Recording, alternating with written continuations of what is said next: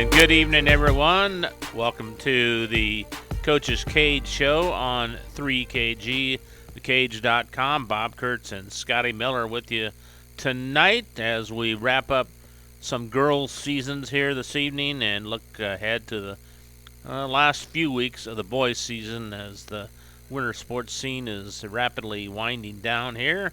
Kicking things off is Brian Heimlich from the North White Lady Vikings. Brian, good to see you. Your season's over with, though, right? Yeah. Tell us what happened in the sectional. Yeah, so, well, actually, I don't know, go just one. Well, like it's the sectional game was, we did talk about DeMont last week, didn't we? Right. Yeah, so the sectional game, we had Tri-County. And early in the season we played them, and they beat us pretty good. Back in, I think it was even late November, and so we knew it was going to be a tough matchup for us, but we felt like we had come a long way. We were young and inexperienced. We knew they had improved as well. So we worked on things all week, and it was the first half was a good start for us. I mean, things that we had talked about and worked on that we wanted to do against them, our girls executed very well. We got them to miss shots. That was part of that is you have to have them miss some shots, and we rebounded very well too. I mean, they are a very good offensive rebounding team, and I thought we did a great job of limiting them to some just one shot. If they did get second chances, they didn't get too many to where they scored on those, and so we led 9-7. At the end of the first quarter, and then 13-13 going into halftime, and that's where we needed the score to be, where we needed that kind of that low scoring, minimal possessions, is keep it down into those areas, and halftime, we just kind of talked about things. We thought. One thing that we were concerned about was fatigue. We weren't very deep. They were a lot deeper than we were, and I thought getting into that third quarter, I thought that kind of caught up with us. I think it was still 17-16 midway through the third quarter, and we gave up a couple second chances, some rebounds there in that third quarter that they scored on, and then they were able to set up in their press, and then that's when I think fatigue really caught up with us. Was in the press, passes were a little bit, we lobbed them a little bit. Cutters weren't coming to the ball as quickly as you want them to, just meeting passes. We're just kind of waiting on it, and to their credit, they got in the passing lanes and they were able to get some scores. It's still a 7-point game going into the fourth quarter, so 3-possession game. You're right there. You feel like, but. With the team that they had, and like I said, I thought on our side we just had a little bit of fatigue, just kind of caught up with us and got away from us there in the fourth quarter. So, again, give Tri-County a lot of credit because they're a great ball club. But I thought our girls, I told them in the locker room afterwards, not to hang their heads. We had come a long way from when we played them the first time in the season to this point, and so it was, tough, but we know now what we need to do from this point going forward in the next season with, no seniors this year as well. So we got a lot of people coming back and go from there. Tell us your regular season record and what you thought about the whole season. Yeah, we were 4-19 overall. Really, when going into this season, goal-wise, myself, I felt like we were probably going to be in that, 5-win, maybe 7 wins if we can get a couple out of there, just because of the inexperience that we had, and also the schedule that we play. We started the season. I know we talked about this numerous times this year. Some of these teams were very experienced that we play early in the year, and and very good experience as well, and so that was. We really struggled early on. Right before Christmas, I thought we were starting to get into a groove. We went up and played North Judson really well. Morgan, I thought we played really well for a half. And then we were able to get that first win in our tourney against Clinton Prairie. And then just kind of leading into January, I thought we played well in the month of January. If we'd have beat DeMont last week, we would have won 5 of our last 10, which, that was I thought that would have been good, or a very good accomplishment. And then going into sectional, and then we played well in that sectional game. So overall, I thought the season went about the way I kind of expected it to. I really thought our girls improved a lot more than I even expected to, though. We had, just kind of some individuals. Kaylin Applegate was a real. She didn't do a lot of scoring for us, but I thought leadership-wise she was big for us. She was one of our best defenders. Very good communicator on the defensive end, and always led us on that end of the floor.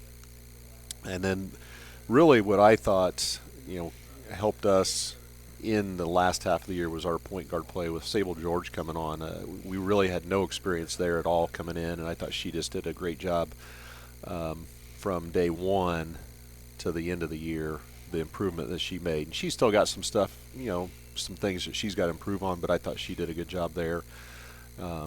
Morgan Carter, another junior, has to get more consistent. I mean, she can shoot the ball for us. Just has got to get there. Hopefully next year we can just get her to be more consistent, where we can get that 8 to 10 points from her every game, knock down a couple threes every game, and that will go a long way for us. Abigail Tribbitt was one coming into the year. Offensively, she's always lacked confidence. Defensively, though, when we inserted her in the lineup, partway through the year, she really sparked us on that end. She's just somebody that's all over the place. Gets her hand on a lot of balls. She's not real tall, but very quick and agile. And she gained more confidence on the offensive end as the year went on. Didn't turn the ball over very much. We just want her to be able to knock some shots down when she gets those opportunities. And so hopefully next year she'll have that confidence going into the year and be able to do that. And then Maddie Westerhouse was another junior that started for us at the beginning of the year. Wasn't getting as much time at the end of the year, kind of in the rotation. But she's a hard worker, great kid, smart, and pushed everybody in practice just as well. And then obviously Autumn Reif was our leading scorer this year, 10 points, over 10.5 points, almost 9 rebounds a game. She became our focal point from last year, and she's still, she's just a sophomore, so she's going to gain, I think even over this spring, summer, into the fall next year, she's going to get better as well, with these other girls. And I thought she learned a lot and was doing a lot more for us at the end of the year offensively, rather than just trying to just do it all just using her athletic ability. You're starting to learn the basketball aspects of it a lot more. And so, those things all come into play, and I thought the girls did that, really improved throughout the year. So you think this year's experience will lead to bigger and better things next year? That's what we hope. That's what you would like to see. It all depends too. What do we do individually in the off season? We got to improve our shooting. Obviously, free throw shooting was something that we didn't do a very good job at. So every girl's got to improve that. Ball handling. Just all those little things that you're not going to improve during practice time. They got to do it some on their own as well. But I think the experience that we gained this year in games is going to definitely, I think, springboard us into next year when we get into the season part of it. And it's just a matter of how much of an improvement individually we make. Is that going to, how's that going to translate then in helping us there as well? Well, usually I allow time to talk about your seniors, but we don't have to do that with you. Is that a good thing or a bad thing, or is it both? Well, I think, just talking about this inexperience, it was bad coming into this year because obviously we didn't have that experience. And so early on, it was a struggle. But, it's a positive going into next year because now you have all these girls that are coming back, and you know exactly, kind of what you have, what to expect, and that what they can improve on. And so I think that's going to hopefully help us as well. Another one I didn't mention that played a lot down the stretch for us, freshman Katie Westerhouse did a nice job for us. Last week in our North Newton game, she was a big one for us, and so she's somebody that's another one. But yeah, senior wise, it can be good and bad, but in this case, I think it's going to be it'll be good going into next year because we don't have We're not losing anybody. We have all these girls coming back. And I thought without the senior leadership, I thought our juniors, and I sent a message to them the other night, I thought they did a great job of being solid leaders. Because when you are struggling, especially in that, we went 0-12 in that stretch early on, you can lose focus. You can start, pointing fingers at each other. And we tried to, tell them early on, don't be doing that because that's what's going to break us down. And I thought they did a good job of keeping everybody positive throughout the season. And I think that's why we had a great January, is because they were leading that way. And, they kind of listened to what we said. And, down the stretch, that's what we needed. How's the middle school Lady Vikes? A lot of numbers, no numbers? Our 8th grades, we're about 6, 7 in the 8th grade. The 7th grade's got some 6th graders playing with them. We've got about 7 total there too. It's just, but I think we got some talent in those 2 grades. We're looking forward to when they get up there. They started their season, about 3 weeks ago, and they're playing well. They had the county tourney here this last weekend, and finished runners up in both of those, and some good matchups. But our coaches down there, just kind of thank them for helping out. Sharon Miller, Mickey Hunt, and Amanda Ball coaching our 7th and 8th graders, and Kate Kahn, I think I mentioned earlier this season, though, coached our 6th graders. A former player, graduated a couple years ago. I thought did a nice job there. And then another one that's helping out even younger, Ashley Allen, who has been one of our middle school coaches in the past. She's got a younger daughter in the 3rd grade, but she's been helping with our 3rd and 4th grade programs as well. So, you can't have a good program without good coaches at those lower levels, and I appreciate all the time that they put in. And also my assistant, Taylor Hook. She does a tremendous job.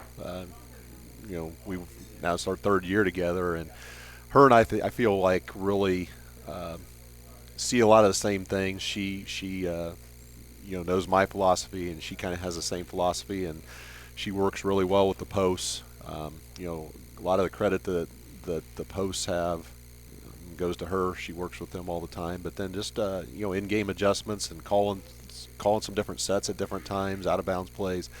She's always got some things that I don't see, and I just really appreciate everything she does. And she's expecting here in a month too, so she'll have a little one next season. So that'll be a little different than that's for sure.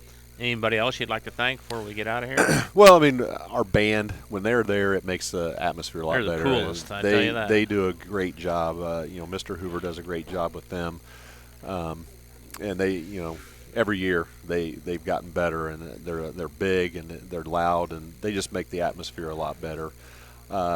Then keep 'em book, our scorebook keepers. Corey Applegate did that this year for the majority of the time when he could be there, and Christina Westhouse did it the days that he couldn't. So I appreciate the help that they did, and everybody administratively, and all the parent support that we had was very good this year, and the students. And then you guys. You guys being able to do this and cover us. Covered us over at North Newton, and enjoy it.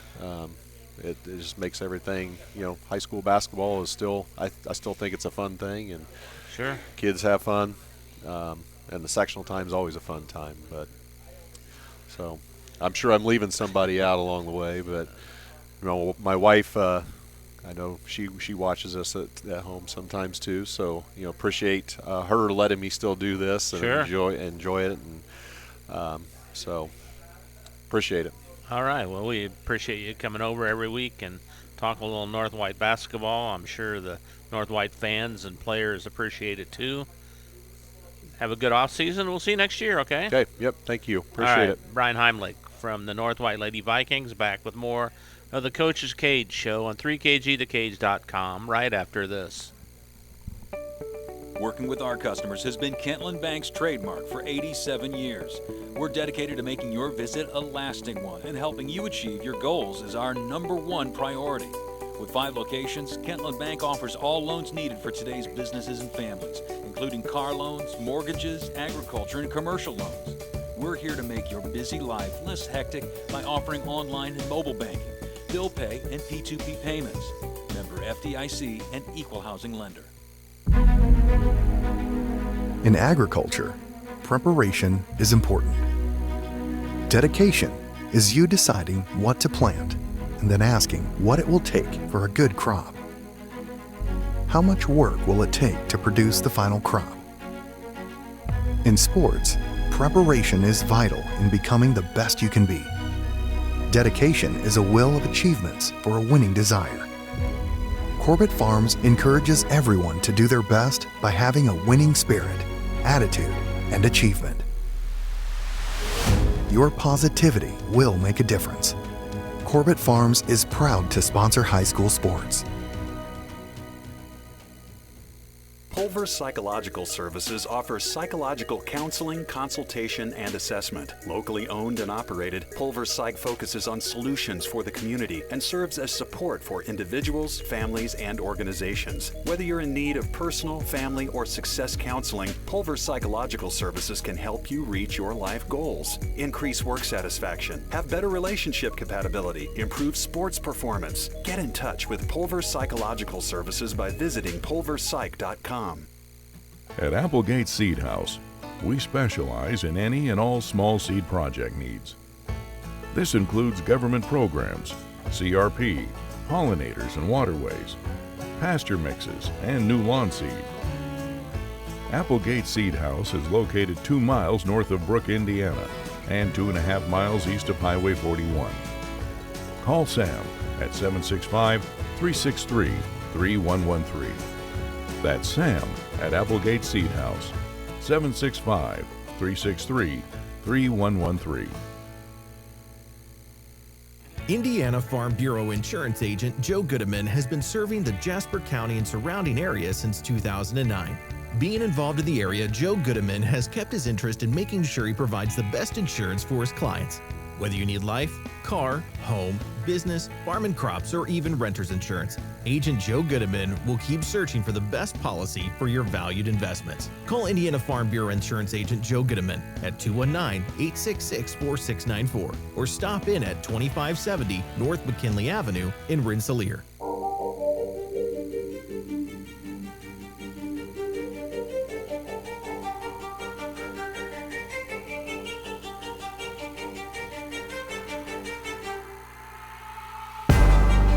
Bob Kurtz back on 3KG, thekage.com. It's a Coach's Cage show every Wednesday from Arnie's in Rensselaer. We appreciate Beth and the gang here providing the food and drinks for us.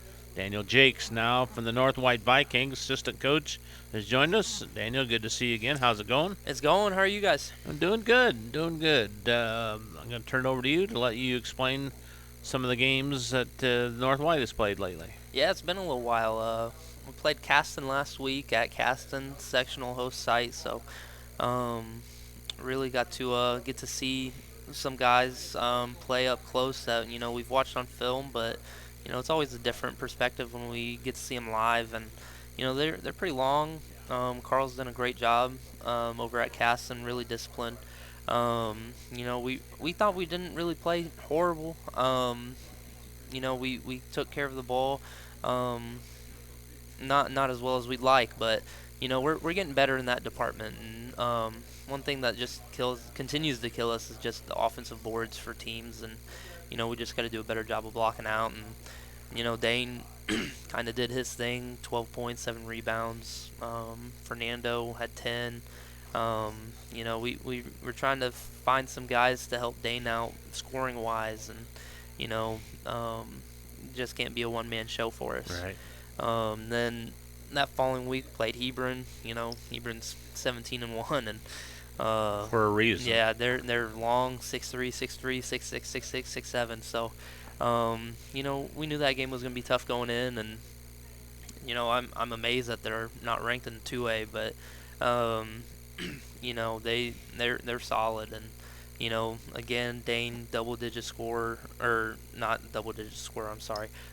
Chris Annis led us in scoring that game with 8 points, and played them close first quarter, and then they just threw their size at us, and I think for any program, it's hard to emulate 6'3", 6'3", 6'6", 6'6" in practice. So, it was definitely rough going, but I do think that we got better from it. It looked like we handled the pressure a lot better than I think we would have at the beginning of the year, and we got better, I think, and I think we ended up with 9 offensive rebounds against them, which not our season high, but going up against them, we were pretty jacked about that number. Right. So, right. Then last night played North Newton at North Newton. Evan Gagnon's a good basketball player. Yes, he is. 6'5", every bit of 6'5", and he's got a great shot. Coaches and I were talking over there. I mean, just so much better composed than he had been in the past. Mm-hmm. And, we had it 29-21 at halftime and kept it close until the fourth quarter, and I think we just got tired. And, we've been shorthanded since Brendan went down with an injury, and, we've been, like everybody else, fighting sickness and, just trying to find our legs again. And, Dane did his thing, had 28 of our 38, and, we're like I said, we're just trying to find some guys to help balance that middle pack out for us. And 5, 3, and 2, just it doesn't work. It doesn't equal a winning formula for us. So and people will concentrate more on Dane there. Yep. So but got one MAC tomorrow, so hopefully we can come out, get one before the old Thursday game, huh? Yes, sir. Get a little break going afterwards. Don't play again until next Friday. Oh, okay. Get rest some legs this weekend, and go watch some games. You always keep busy, don't you? Oh man, it's never-ending cycle. Daniel, thanks a lot for coming over. I appreciate it, and we'll see you next week. Okay. Alrighty, thank you. Daniel Jakes from the North White Vikings, assistant coach for the boys team. Back with more of the Coach's Cage right after this. Founded in 1931, Community State Bank in Brook is your community bank. We specialize in relationship banking while offering the technology required to meet your modern banking needs. Community State Bank is the area leader in new construction loans and home mortgages. Our lenders know small business and have products to meet your farm and business needs. We're available to get to know you and your needs today at 224 West Main in Brook or by calling 219-275-2441. Member FDIC, an equal housing lender. Hi, this is Chuck Clark with the Underwood Insurance Agency, formerly Preferred Insurance Group. Are you tired of being sacked every month with your auto insurance bill? Do you feel you just pay your premium to your agent and never hear from them? We at the Underwood Insurance Agency work with over 10 insurance carriers to get you our best rate and coverage we can, and we pride ourselves on serving our customers like they are our family. We are conveniently located in Remington and Lafayette. We can be reached at underwoodagency.com. Reach out to us to score big savings.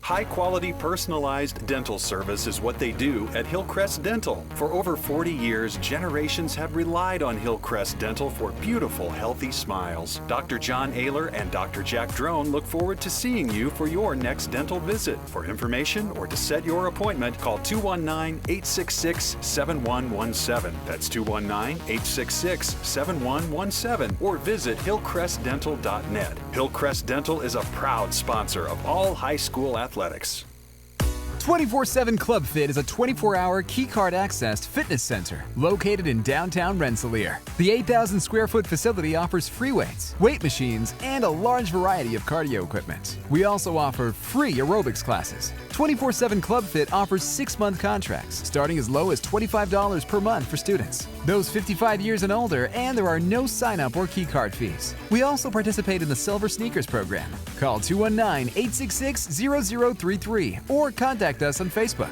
24/7 Club Fit, where time is no excuse. Meet you at Arnie's, Rensselaer's go-to pizza and so much more. Pizza, sandwiches, burgers are here. Don't forget about dessert. Wings, cheese sticks, garlic bread too. Arnie's pizza menu has something for everyone. Dine in or carry out in the best pizza in town. Located across from St. Joseph's College in Rensselaer. Call 219-866-9999 and meet you at Arnie's.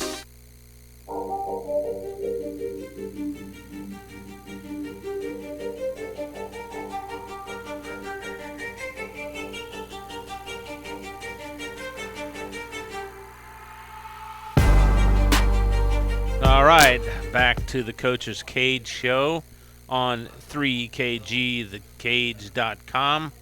We're located at Arnie's here tonight and every Wednesday night right across from St. Joseph's College. Bob Kurtz with you. Our next game will be Saturday night from Rensselaer Central as the Bombers take on Frontier. And that'll be about a 6:15 Central Time pregame show as Trent Fegley goes back to where he once coached on Saturday night against his old mentor, Chad Pulver and the Bombers. So looking forward to that. And Ryan Harrington, Tri-County Cavalier coach, steps in the microphone now. And Ryan, you guys are just smoking hot now, aren't you? I guess so. 6 straight wins. That's pretty good. You forgot about all the 5-game losing streak to start off, right? Well, not totally, but again, the 6-game winning streak definitely helps with that a little bit. It does. It kind of changes the attitude a little bit, I bet. Yeah, so. Exactly. Well, we just have one game to talk about. Yeah. The one we were at the other day. Yeah, really good game with us going against obviously a conference rival there with North Newton, and I thought we gave you guys a pretty good showing there. Take us through the game, quarter by quarter. Yeah, that first half was really exciting, I would say. It was kind of a back and forth. We kind of took that early lead, getting out 12-6 there at the end of the first, and we were getting really good looks. We did a good job of limiting their looks as far as, Evan Gagnon, we talked about, really, really good player for them, and he scored all 6 of their points in that first quarter. So you don't necessarily love that you're giving their leading scorer a bunch of points, but at the same time, taking away the other options is very valuable. And we come out in that second quarter, and we just really struggled offensively, was a big part of it. But we were giving them good opportunities too. They kind of went off there. They were able to score 15 points in that quarter.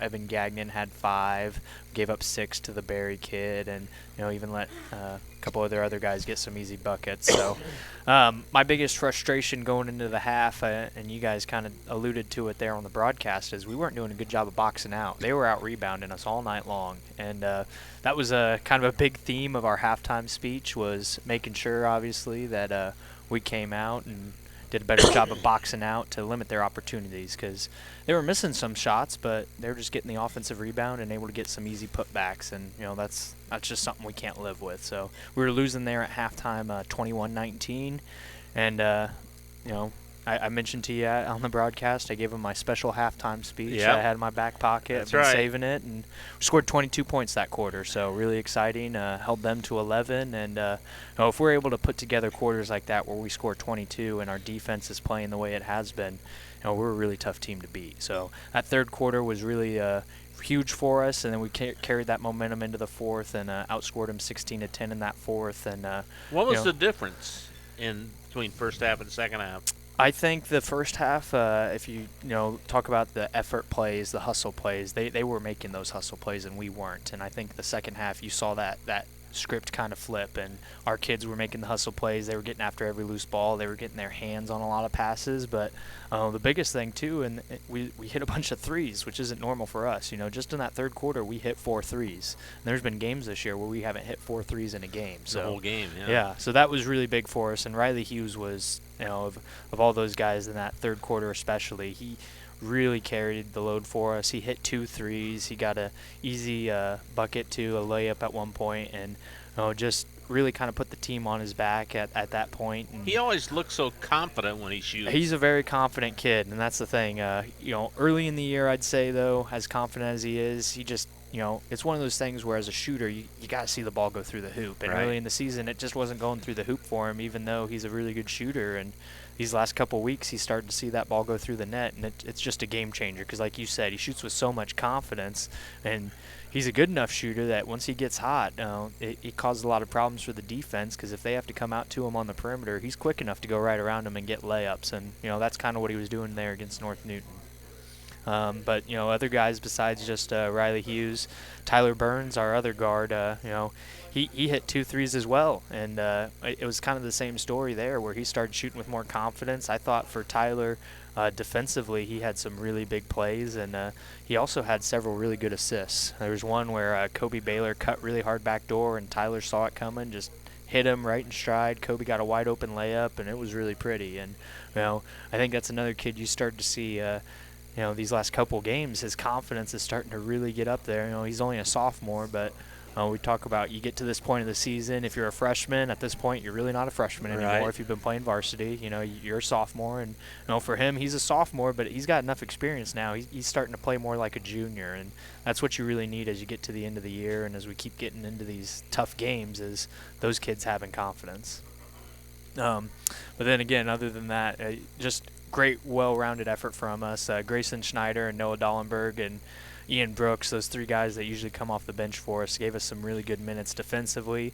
Noah Dollenberg by himself, he's usually more of a defensive guy that's guarding the big man on the inside. But the other night, he did a really good job of having to guard the perimeter, and he had a couple of closeouts where he got a great closeout, and the offensive player wasn't necessarily expecting it, and he traveled. So that happened 2 different times where that's something that doesn't really go down in the stat sheet. There's no stat for causing a turnover because the other guy traveled because he had a great closeout, but he forced a couple turnovers because he had a really great closeout, and that goes a long way.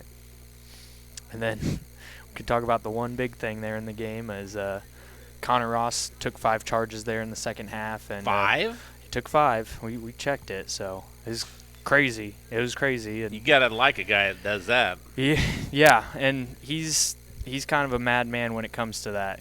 He had to come out of the game at the end because his back was bleeding, and to be honest with you, I'd say it's shocking. You talk about how many times have you ever seen that happen to a kid, but he had to leave practice earlier today because his back was bleeding from taking charges even in practice. Need to wear protection there. He does, yeah. It's just one of those things. Again, he's just got like pad back there or something. He's got floor burns in the middle of his back because he takes that hit, he falls down, he's hitting that same spot about every time. And he's not flopping any of these times, right? No, never. Okay. Never Okay. flopping, never flopping. We don't do that, but but the big thing too, and it is tough, but what we really work on with all these guys, he's not alone. Tyler Burns took 3 charges as well that game, is getting in great defensive position. If the guy hits you, full speed in the middle of your chest and you take it, you're probably going to get the call. Right. It's one of those things. But the big thing is you got to be in great position.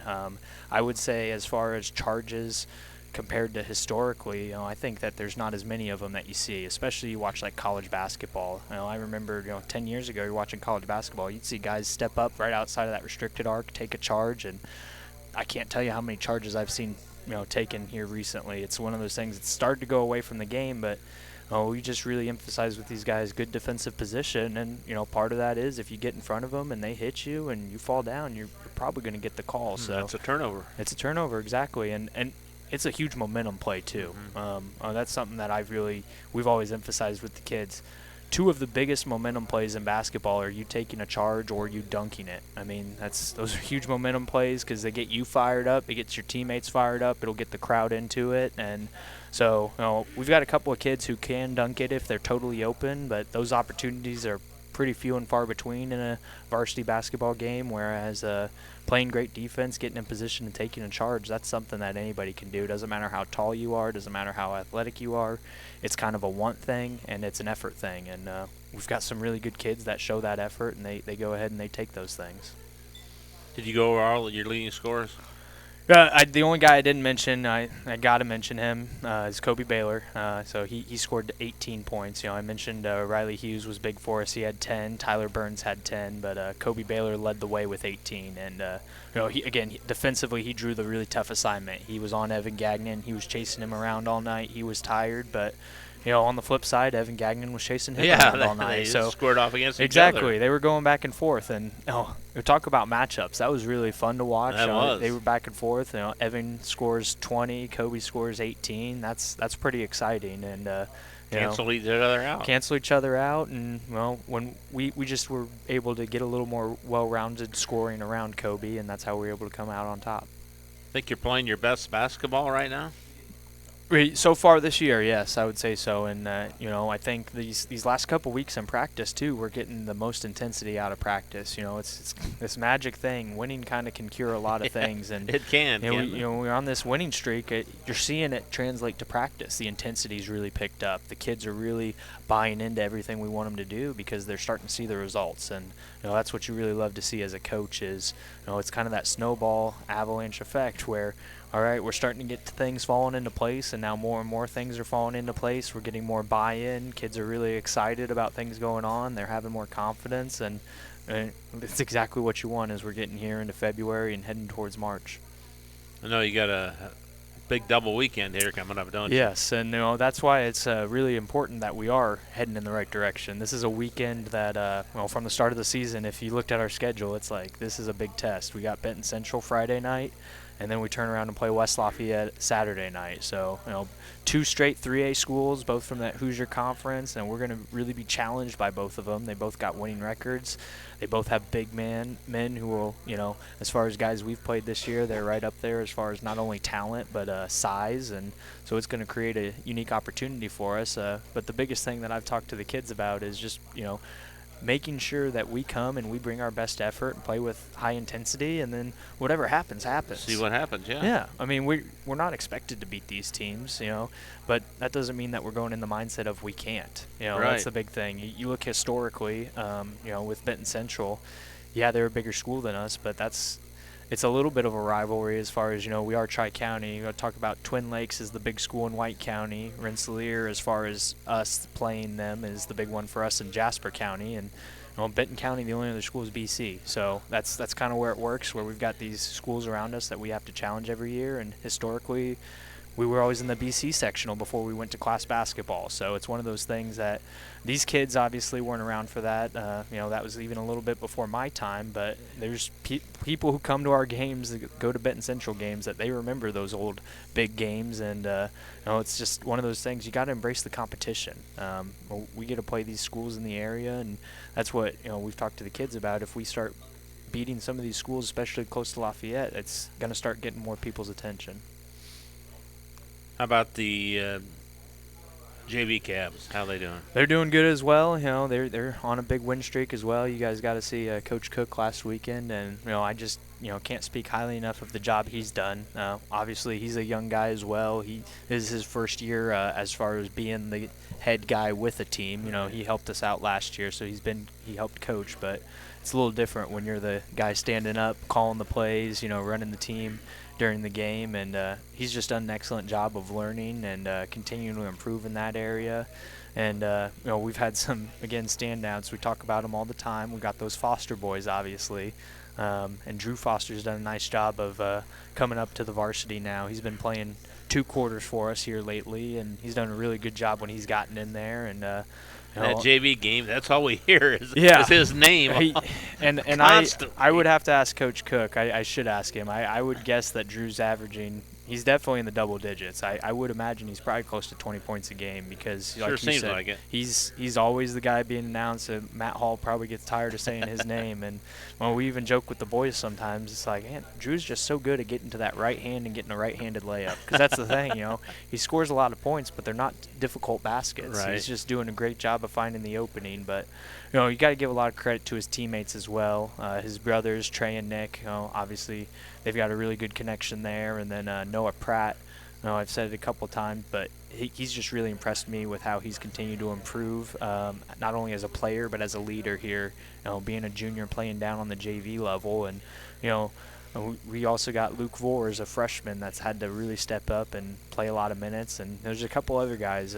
Jefferson Morales, I haven't really gotten a chance to talk much about him, but he's a guy, it's only his 2nd year ever playing basketball. And if you watched him at times in the post, you wouldn't think that because he's come a really long way. He's worked really hard on his footwork. And, if you guard him one-on-one in the post, again, with JV players right now, it's a tough matchup for a lot of teams. And it's really exciting to see how he's continued to develop. And, sometimes kids come in and they haven't played organized ball and, they're really raw. And it's like, they're that freshman year last year. It was kind of like, all right, I don't know what we got here, but he's a freshman. Got to give him a chance to improve. And he played the C-team schedule all last year. And at the end of the year, he still was really raw. There was flashes, but it was like, I don't know. And, we talked to him there going into the summer. These are the things you need to improve on, and he's really improved on them. And you see that on game days when he's able to get that post touch and finish over his left shoulder with a little bit of a hook there. And, again, he's a player that's continued to improve. And the good thing about those guys who haven't played a lot is they may not know quite what they're doing, but they also haven't developed bad habits yet. You know, he doesn't think he knows everything because he hasn't played a lot, and he's a really coachable kid, and, you know, that goes a really long way.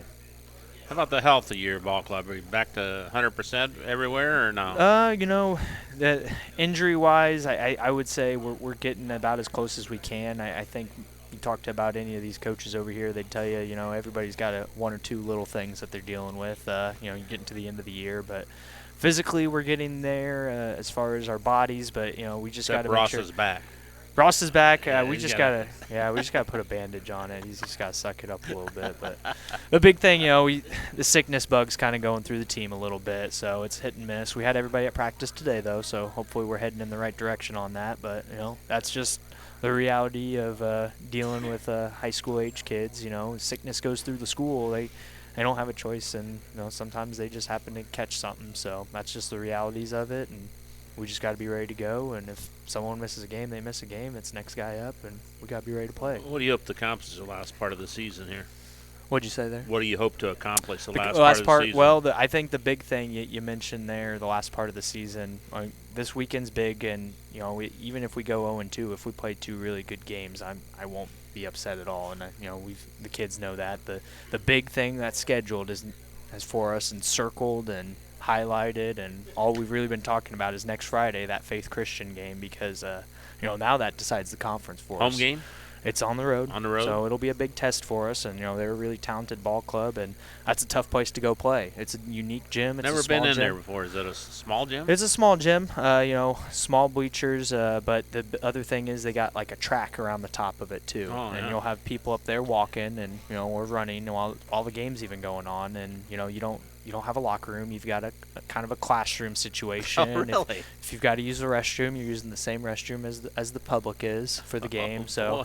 it's just a different environment, unique environment. But at the same time, you know, being a small gym like that, it doesn't take a lot of people to get in there to make it really loud. So is that your last conference game? That's our last conference game. So that's why that one's big and bold for us. Both teams only have one loss in the conference. So you're tied for the top spot, both of you? Us and then DeMont Christian as well. Oh, so okay. that's where we kind of sit right now. But if we're able to beat Faith, then and DeMont's able to win out the rest of their games, we would share the conference, even though they beat us. There's just no tiebreakers in that case.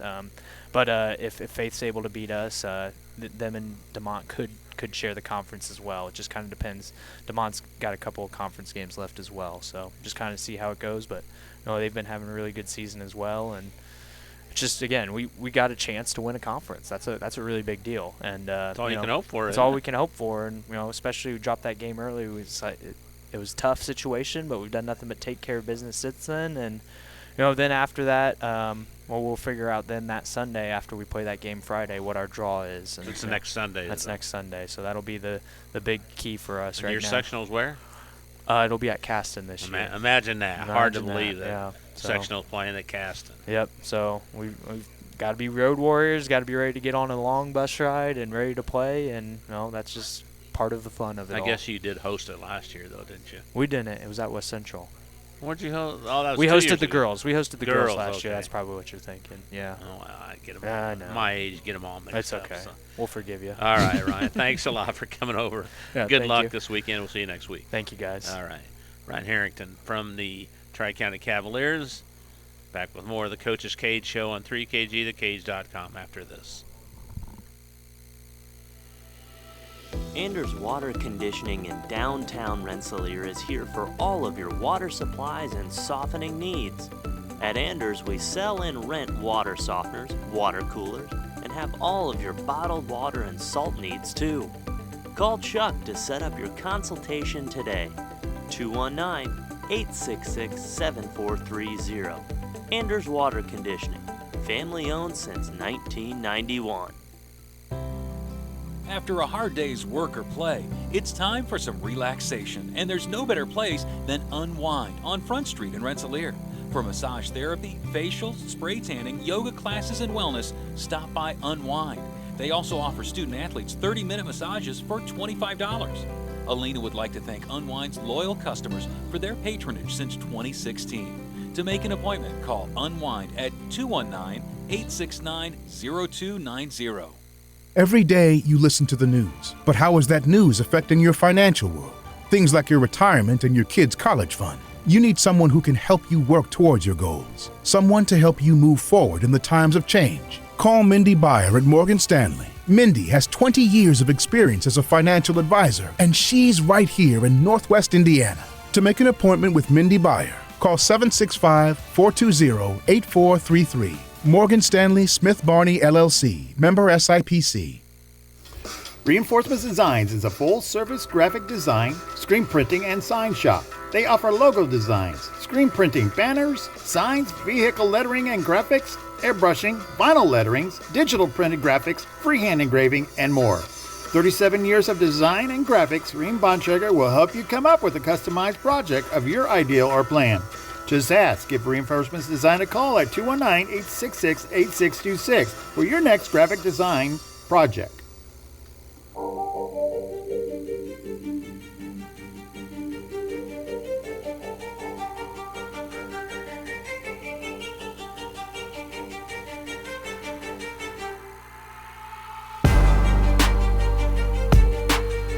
Back at Arnie's Pizza in Rensselaer, right across from St. Joseph's College. Bob Kurtz and Scotty Miller with you tonight on the Coach's Cage Show. Brad Odom from the West Central Trojans boys basketball team. Coach has joined us. How you doing, Brad? I'm good. How are you guys? Doing good. So let's talk about what games we have to talk about. I'll just turn it over to you, and you talk about what you want to talk about. Just Frontier game. We played Frontier last week on a Thursday at our place.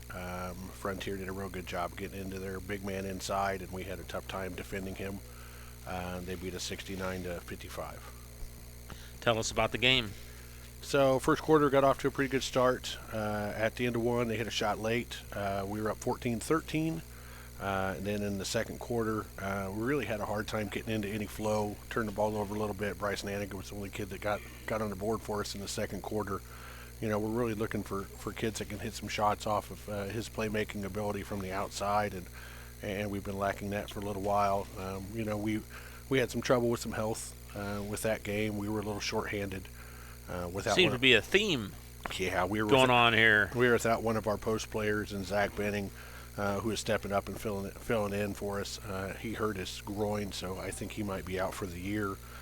So we moved up a variety of JV kids, kind of brought up 4 different kids for 2 quarters apiece just in case we got in foul trouble. Wow. And had to throw one of them in the fire in the middle of the second quarter, and you could tell he was a little nervous. But, sure. You know, you got to give kids experience when you're in that situation and you might be a little shorthanded and see what they can do. So we brought in a kid, Zane Wall, to hopefully knock down a jump shot for us. You know, he's a real confident shooter, and, you know, he got his opportunity. You know, he took his shot. You know, it hit the back rim, and then he was out there for a little bit and got to see the speed and the pace and had to battle some kids that are a little bigger than he was. It's always a shock to the system, isn't it? When It you is. Get in there for the first time, and you talk to a kid there, you know, and they talk about how their heart was racing and it felt like it was beating out of their chest and they couldn't catch their breath, and you're like, it's all part of it, man. Yeah. You know, you got to get used to it, and you got to, you know, you got to figure that out on the fly. That's okay one time, but one time should be it, right? You should be used to it. And I don't know about that, but I mean, you want kids to have those experiences that they can build off of.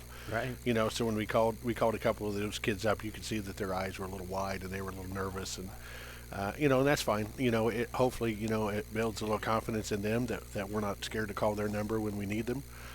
And you know, they're also going to continue to work hard and push so they can get to that position, which is where all kids want to be. You know, if you're a JV kid having any success at all, you'd always wish that the varsity coach calls your name or number and gives you a jersey and lets you put on the warm-ups. There's just something different about wearing a varsity pair of warm-ups than there is warming up for a JV game. You know, all kids want that. Yeah. So we're down 6 going into halftime. And then in the third quarter, I think we had a stretch where we turned it over 5 straight possessions, and it went straight to scores. So you hate those kind of turnovers, don't you? And the game kind of got away from us a little bit there. You know, they had a lefty shooter that hit a couple threes in that stretch. They put up 25 points on us in the third quarter. And then from there, you know, you're trying to find ways to change your pressure or give them maybe a little bit different look where you might be able to catch them off guard. You know, and then you have to try to stack stops up, time and time again, and then we got to do some things that maybe we aren't prepared to do, or we're not maybe as consistent in. So we changed our pressure up a little bit in the fourth quarter, and once again, we have a couple kids that hit some shots late, but we need that production earlier in the game. Bryce Naniga led us with 35 points. Whoa. Yeah, Bryce played a really good game. I think he was 7 of 9 from 2-point range, and 4 of 7 from 3, and 9 of 11 from the free throw line. So just didn't get any help then. No, and Brendan Grindstaff had 8, but he had 2 threes late. Jaden Miller played his best game for us offensively. We were without Connor Marlatt, so Jaden needed to take a few more shots than what he was used to. And I told him after the game that I was real proud of how hard he battled.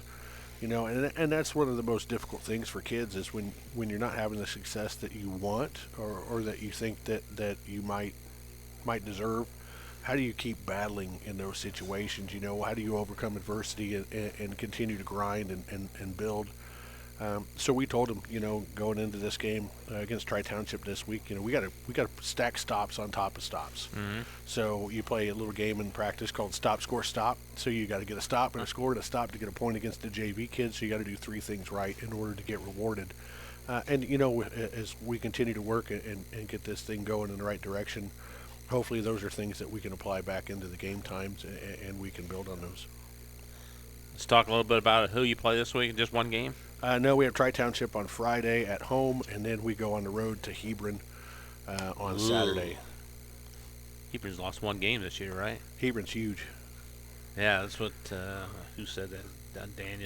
Daniel Jake said that. So yeah, your reaction kind of told the whole story for that one. So they're they're a big team. They've got a couple of 6'7s, a 6'5, and I think they even have a wing kid at 6'3. 6'3 is their smallest starter. And 6'3 is bigger than anything that we put on the floor. So, we're going to have to make sure we do a good job of pounding them defensively inside and make sure that they try to beat us from the perimeter. But, we'll have our hands full for sure. Tri-Township, what are they? What's the scouting report on them? Their offense revolves around 2 kids. They got a kid that can fill it up from the outside, and they got a big kid. Maybe not as big as some of the kids that we've seen as far as 6'3", 6'4", but they're a team, trying to build on something like we are. They're struggling a little bit, in the win column. They're a team that plays a lot of zone or played a lot of half-court man, and those are 2 things that we handle pretty well. At times we've struggled with pressure, whether it's been quick pressure or length pressure. That's not typically how they've played from what we've seen on film. So we need to make sure that those are the types of things that we do to them. We want to try to speed the game up. We want to get them moving and playing fast so we can get out in transition. We don't want a game in the 30s or 40s. We want to find a way to get to the 50-point plateau. And in order to do that, we've got to get our smaller guys, our guards, we got to give them some space. And we kind of struggle to do that in half court at times. So we got to try to find a way to speed the game up and get them some looks from the perimeter with the floor space. Now I'm assuming, since you've rated a JV team, that's kind of made them suffer a little bit, or am I wrong? Yeah, yes and no. I mean, we're piecing together quarters where we're only taking them for 1, so we can play the 3 and 2 game. And what's the rule now? I always forget. 5 quarters in a night. 5 in a night. So you always want to try to get your young kids as much time as possible. Right. So if you do have to, if you have to raid the farm and take them and bring them up, you want to make sure that they're getting an opportunity as well. You don't want to short them a quarter, unless it's necessary. Right. So what do you want to accomplish the rest of the season, regular season here? Well, I think we got to stay the course with what we're trying to accomplish. Our kids work hard, and they come to practice every day, and they give us a great effort. You just want to see those kids get rewarded, and ultimately that means you got to find a way to get a win. I know they've been a little discouraged the last month and a half because it seems like it's been a really long time since we've got on the board. But you tell them that the things that they're doing it's the right thing. So stay the course. Trust in what we're trying to accomplish, and find a way to rebound a little bit better, maybe be a little tougher inside than what our bodies show, or our height, doesn't allow us to be at times. Right. We got to be able to rebound to run, and if we can get out in transition, we've got some kids that can do some things in transition. It's just harder to do what we want to do in the half court when we don't have that post presence. And health-wise, are you getting back to close to health or We're not? closer. We're closer. We've been sick for the last 2.5, 3 weeks, and we fought every bug I think imaginable. And let me guess, it goes from one to the other. Right? Yeah, Then all grow up at once. It even got into our managers. So I mean, we joke about it. I think we should be finally over the plague, so we can get back to going back to work every day. I mean, we were working with half a roster last week. So at no point in time last week did we have 11 of 21 kids. And it's hard to be able to prepare for games. It's hard to be able to keep your legs involved and your lungs at full capacity when they couldn't push themselves. So, but we're not looking to make any excuses. We got to continue to battle. Everybody gets sick and has to play through adversity, and that's what we're going to continue to do. Brad, thanks for coming over. I appreciate the time, and good luck, and we'll talk to you next Wednesday. All right, thanks, guys. Brad Odom from the West Central Trojans, back with more. The Coach's Cage on 3KG, after this. In agriculture, preparation is important. Dedication is you deciding what to plant and then asking what it will take for a good crop. How much work will it take to produce the final crop? In sports, preparation is vital in becoming the best you can be. Dedication is a will of achievements for a winning desire. Corbett Farms encourages everyone to do their best by having a winning spirit, attitude, and achievement. Your positivity will make a difference. Corbett Farms is proud to sponsor high school sports. Meet you at Arnie's, Rensselaer's go-to pizza, and so much more. Pizza, sandwiches, burgers are here. Don't forget about dessert.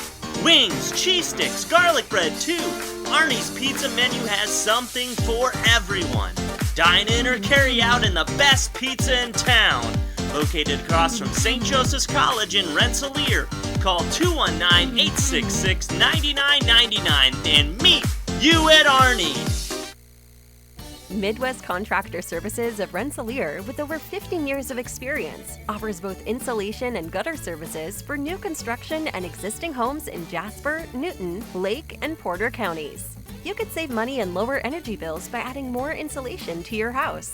New insulation project? Let Midwest Contractor Services offer you a custom insulation package that fits your needs. Leaves in your gutter? Let us give you a price on leaf protection products that really work and are affordable. Call Marty or Mark at Midwest Contractor Services today at 219-866-0755 and get an estimate for your project.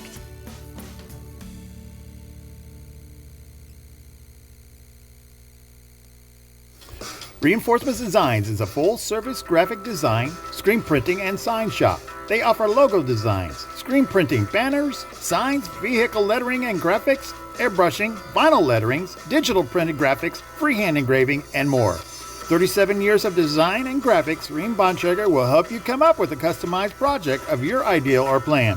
Just ask, give Reinforcements Design a call at 219-866-8626 for your next graphic design project.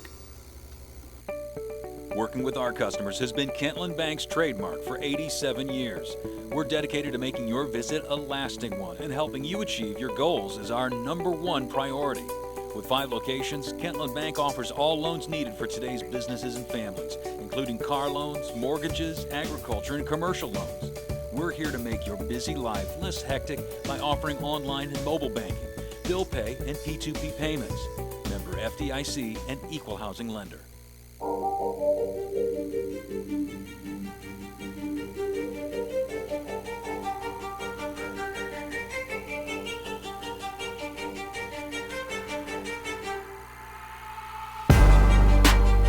Bob Kurtz and Scotty Miller are rolling through the Coach's Cage show for this Wednesday night, February the 7th.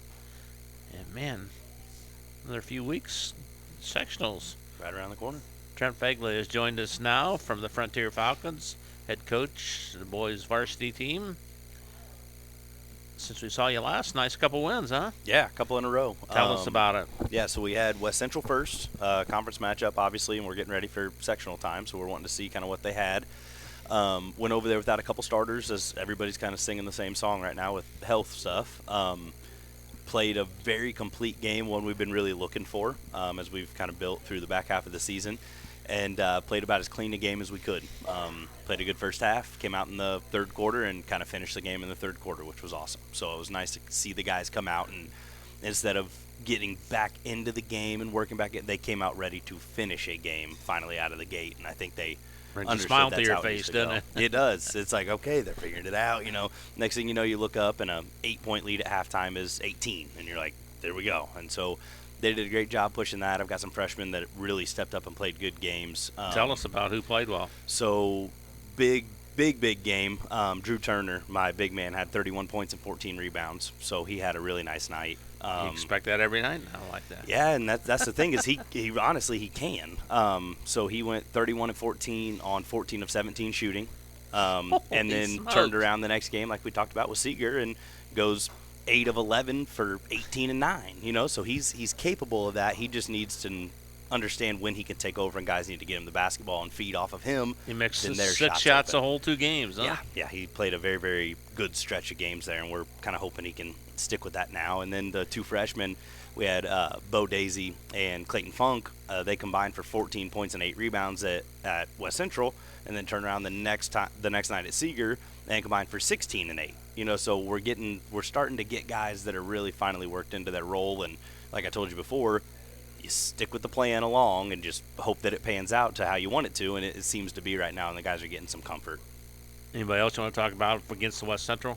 West Central, I mean, it was a team effort, and like I told you, Turner went crazy in that one. So that was he had a big game in that, but we're finally anchored into our defensive scheme that we want to be in, and the guys are all thriving in it. So everybody played well. All right, let's go to the Seeger game. Tell Yeah, us you go about Seeger that game. They come in at 11-4, very good basketball team.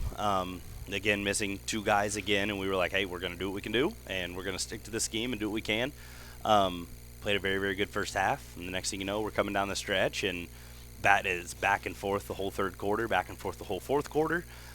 They hit a bucket to go up 1 with about 30 seconds to go, and on the other end, we were in a little set play and got Reed Duncan downhill with his left hand and fouled him at the rim with about 5 seconds to go, and he made both free throws to put the game on ice. So that's a big one for the confidence for the guys, because now they can look at their schedule and say, we can compete with anybody on this schedule. Now we have to have consistency that we bring the same thing every night. But they know we can compete with anybody. It's just about how you guys execute the game plan. So. Did you go over all the guys you wanted to on the? Yeah, in the Seeger game, again, Turner had a big game. He was fantastic. Duncan was great, but I remember looking through the scorebook after the game, and it was like 17, 8, 9, 7, 3, 4, 8. I'm like, okay, like guys are understanding when it's their time to put it in the basket.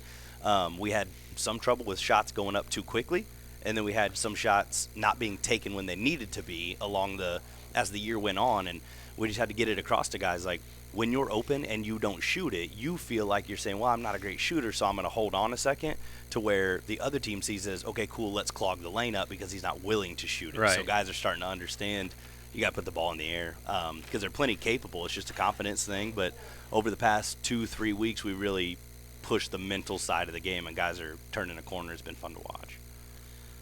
I haven't asked you this yet as a first-year head coach, but after the game, when you get home, do you replay it? Do you watch the game again, or do you think about it, or when you get home? Probably depends on routine. If it's a win or a loss.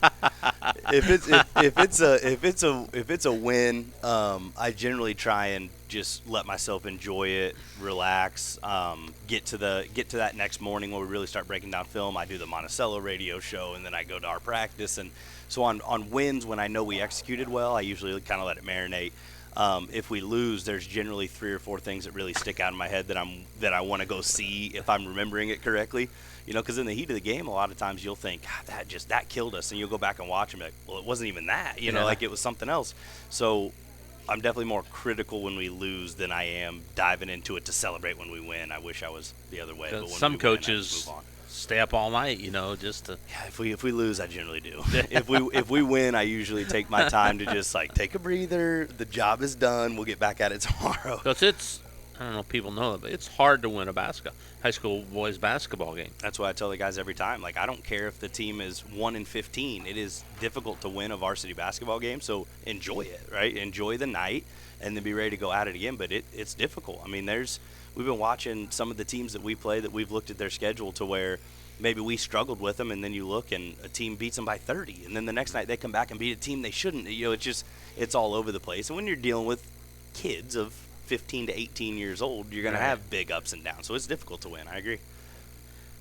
What's your record now? 6-11. 6-11. Yep. At this point of the season, where do you think you are at? I think we are playing as good a basketball as we can right now, and that's kind of been our plan throughout the whole season. It's a new scheme, new coach, new guys, lost 80% of your scoring and 70% of your rebounds. It's going to crazy to think you're going to start 6-1. Right. Like, we got to work through this thing. Stay with me. Stick to the plan. We'll get there.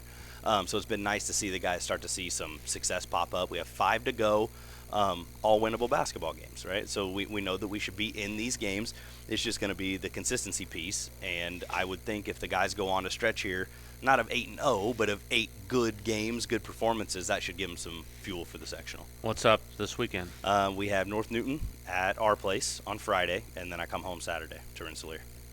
And we'll have that game on 3KG, the Rensselaer game. Are you looking forward to coming home for that one? I can't wait. I've just talking to Adam Ayler. He was just in here a second ago, and he said, we were watching one of your films against somebody else last week, and we all saw you, and we were all like, hey, Fagley. And I'm like, so, yeah, of course I miss the guys. They're great kids, and I was around them for so long. But, yeah, I mean, I've talked to several of the guys, and they're looking forward to competing against us and us competing against them. But, yeah, no, it'll be fun to come home. I can't imagine that there's anybody in the building that has any ill feelings about me leaving. I think it'll be a fun environment. Everybody have a good time. And I believe it's a 5 o'clock Central Time JV start. Yes. 6 o'clock Eastern Time, so we'll be on the air. Pre-game show around 6:15 Central Time for that. And you're more than welcome to come up after the game and chat with us. I'll plan on that. JV Falcons, how are they doing? Same thing. They got a win the other night against West Central. Yeah, so it was West Central game. We got to win it, and then they played fantastic against Seeger. And that night, believe it or not, we're missing 4 JV starters. So it was kind of cool though, because we got to bring the C team guys that haven't really played JV at all this year, right? And they got to get some experience.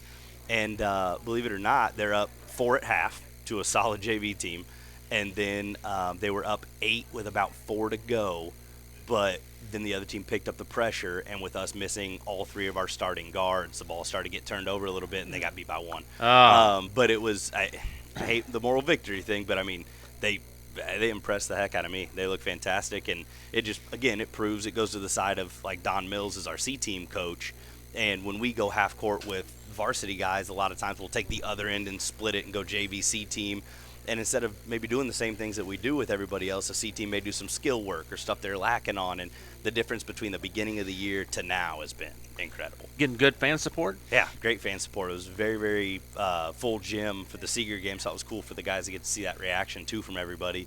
And then Friday against North Newton, that's a big conference one for us. It would put us 4-2 in the conference if we can get it. And it'll be packed as homecoming. And then, I don't know, have you seen the Pacers thing going around where they're doing, like, the Pacers knockout? Have you seen that? No. So it's like the Pacers are going to, like, a bunch of gyms in the state to do, like, games of knockout. And then you get, like, a signed ball and then a signed card from Halliburton and all this. And then you get, like, to go compete in another contest on All-Star Weekend in Indy and all this fun stuff. And we're one of the sites for it. Oh, that's nice. Yeah, so that'll be cool. So Friday, they'll be there. I think a couple of the players from the Fever are going to be there, you know, so it's pretty neat. So homecoming plus that, we should have a crowd for that North Newton game. That should be fun, and then I would guess that Saturday night should be a good crowd at Rensselaer. All right, can't wait to broadcast that game. Trent, we'll see you then, all right? All right, thank you. Trent Begley from the Frontier Falcons boys team has been our guest. Back with more of the Coach's Cage on 3KGthecage.com after this.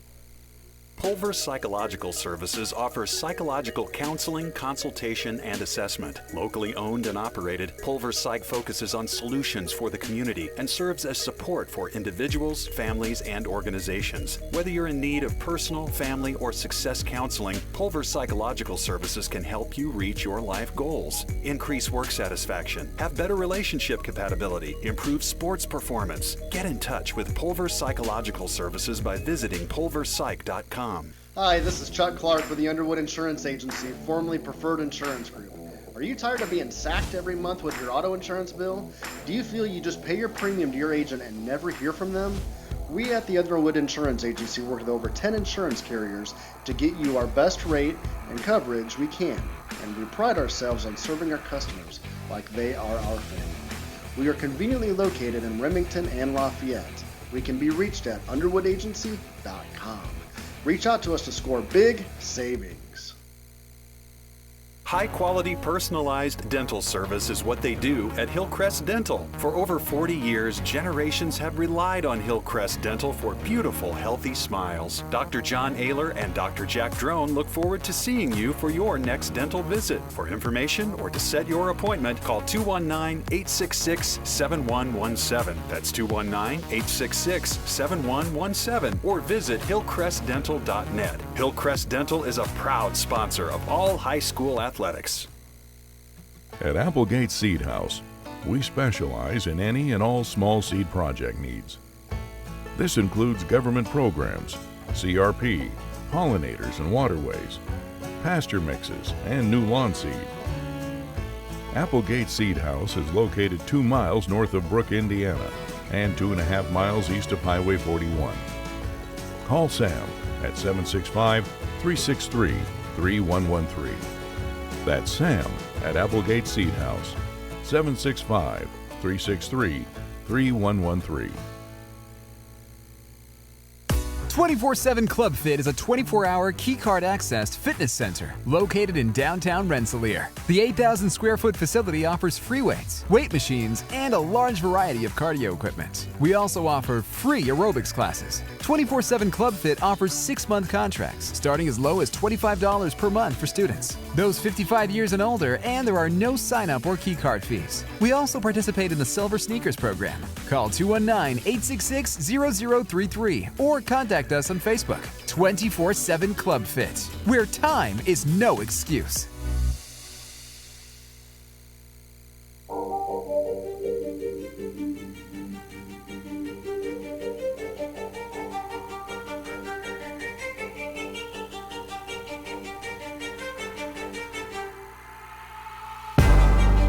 Back on the Coach's Cage show, Bob Kurtz and Scotty Miller with you here tonight from Arnie's Pizza right across from St. Joseph's College in Rensselaer. Bill Shepard, Kankakee Valley boys coach, has joined us now. Bill, good to see you. How you doing? Pretty good, Bob. How you doing? Doing good. Well, how many games we have to recap from last Wednesday till now? 3. We got we had 3. Yeah, we're. It seems like we're playing all the time. We had Hobart on Thursday night conference game. They came to town last Thursday. Kind of a sluggish game for both teams. Just kind of offenses were kind of struggling and just not really. It's just not a whole lot of flow to the game. But I mean, our defense was pretty solid. Overall. But I mean, like I said, we had to have solid defense because it just wasn't a very good offensive game. Everything, neither team was hitting very good, and it was just kind of a weird night. But we wound up winning 54-47. So it was good to get that win. Who played well for you that night? Cam Webster. We had 3 guys in double figures that night. Cam Webster, Jeremiah Jones, and Brady Sampson. Seems to be like they're kind of the consistent double figure scorers. That's good that you have 3. Yeah, and I mean, obviously on some of our better nights, we'll Bobby Lalonde, our point guard, will sneak in a double figure night then too. So. So we had 3 guys in double figures, but it's always good to get a conference win. That puts us at 3-2 in the league with 1 more to go, which is next week Friday at home against Hanover Central. So, hopefully we can finish the conference out 4-2, which that'll get us 3rd out of 7, but that's still not bad. Right. Munster and Andran, we lost to both of them. Andran got us pretty good at their place, so Munster got us probably 12ish or so at our place. So, like I said, we can beat Hanover, finish up 3rd in the league. Not bad, not bad overall. Right. And And then let's see, Saturday LaPorte came in to our place, Duneland Conference School. They had been struggling a little bit. We had won 5 in a row going in that game. They had lost 5 in a row, but all their losses were like 2 points, 1 point. Like on Thursday when we beat Hobart, they lost to Valpo by a point. They were ahead of Valparaiso at Valpo by 1 with like 3 or 4 seconds left, and Valpo was shooting 1-on-1, or no, 2 shots, missed both, but they got the rebound, put it in, and got fouled. And so then LaPorte, LaPorte loses by, they missed a free throw then too, and LaPorte loses by 1. So it's just, so they were having some really bad luck, and coming into our place, we played a pretty good ball game. It was pretty tight overall. In fact, the entire second half was played within 4 points either way. Really? Yes, it was one of those games where, somebody makes a basket, the other team makes a basket. Somebody misses, the other team misses. It was just, it was back and forth, back and forth. Pretty exciting game overall. We wound up losing that one, 72-64. I mean, it was 4-point game with about 30 seconds left. They had some free throws down the stretch to extend the lead a little bit. Just the defense kind of failed us. I mean, in the fourth quarter, we got ahead by a couple points, and then we lost a couple of their shooters. We in transition one time, in a couple times, we just didn't pick up who we had to pick up in transition. We would make a bucket to go up 2, and then they would come down. We just didn't pick up in transition. They hit a quick 3 on us, and the very next possession did the same thing. That got us down to 4, and then it was pretty late at that point in time. It was just a couple lapses mentally on the defensive end when LaPorte had everybody on their team can shoot it, so it was one of those situations where they can spread you out pretty easily. And, who was your leading scorer? Cam was our leading scorer again that night. 16 or 18, somewhere in that range. 16, because I remember, because Jeremiah Jones also had 16 and Brady Sampson had 15. So we had 16, 16, and 15 that night, or that afternoon, I guess. It was a Saturday afternoon game with girls section championship being that night. But yeah, I mean, it was a good ball game. Just we came up short. They made a couple more plays than we did down the stretch, and they had a couple more shots go in than we did, and that was one of those deals. But you like playing the bigger schools, the better competition, right? Oh, I know we do, you. Yeah, we like playing those, and it's just one of those situations where we just got to execute better, and realistically, we just have to have on certain points in the game we have to have a little bit better mentality on what we're doing offensively, and that's that really hurt us last night against Twin Lakes. I mean, taking bad shots or bad passes? Bad shots. It just way too quick at times. And I was last night against Twin Lakes. It really, really hurt us. We got out LaPorte. We got out to a really good lead to start the game too, like 8 or 9 points. And then Twin Lakes, we got the same thing. We were up 8 or 9 points at the end of the first quarter, and we just take. We watched the film today with the guys. It's like a 7-second shot clock wouldn't hurt us a bit. I mean, we just come down and we just shoot it and shoot it and shoot it. And we talked to our kids about our defense last night after the game. It's like because we lost in overtime 70 to like 63, I think it was. And it's like we talked to our kids about giving up 70, but then I talked to the kids today at film. I'm like, maybe 70 is not bad because our time of possession is terrible. I mean, if we're a football team, we would just be throwing 30-yard passes every down. Yeah, that's not good. And we don't make the other team play defense at all. They don't have to guard hardly any action, and that's hurting our defense. Yeah, you had to play more. That's right, and we just don't. We're not comprehending that right now. And I told the kids tonight some of that's on me because I don't have enough sets to call. Like there was plenty of times in the second half last night where it was like we need to call something and get a shot we wanted, but we don't have enough stuff in the bag right now, and that's on me. I got to get more stuff in there. We have to control the game a little bit more, but with the kids knowing what we want to get instead of just having them freelance all the time because it's they're just hey I'm open. Well, I mean you can get that shot in another 30 seconds. Right. I mean it's exactly. just it's one of those things that they're just not understanding and I was just talking to some of the coaches. I think there's kind of a generational divide in communities like ours, where it's like, there's a group of the old, you don't want to call them the old timers, but the lifers, right. that we just want to see the kids play ball, and I'm like, well, so do I, and like even when I grew up, my generation, I mean, we watched enough basketball, we knew how to play ball, right. And it's just these kids nowadays in the generation, a lot of them don't watch enough basketball, so when you tell them to play ball, they just see what they see on the highlight reels or the mixtapes and stuff like that, and it's just let's dribble down, shoot it and stuff like that. There's no real understanding of is this going to be a good shot at this time, or hey, we need to get this at this time, and that's where coaching is so much more, in my opinion, so much more important now than it was even 30, 40 years ago, because the coaches need to be in a little bit more control of what's going on, and that's something that we talked about today. Is we're going to have to kind of make sure that we get what we need to get on the offensive end instead of just kind of throwing the ball a couple times and throwing up a shot. You think there ever come a time Indiana adopts a shot clock? Oh yeah, I mean, I think that's going to come. I mean, I don't know. I'm kind of surprised it's not here already, to be honest about it. Right. I think that's. I mean, I think the only thing holding it back right now is just cost to schools. To be honest about it. Yeah. But yeah, I'm sure that'll come. And like I said, the way we played the last couple of games, you could put it 10 seconds and we wouldn't even sweat it. Just one of those. What do you think it'll be? 30, 45? My guess would be we were like 35. 35. Yeah, that'd be my guess on that. But I don't know for sure. But yeah, so so we're trying to figure that stuff out, and that's what we got. We have a really tough one tomorrow night when we go to East Chicago. So they're going to test us, but listen, if we're going to beat that team, we can't be taking shots in 5 seconds. Right. I mean, we just can't be. So let's go up there. Let's make them play defense for a while.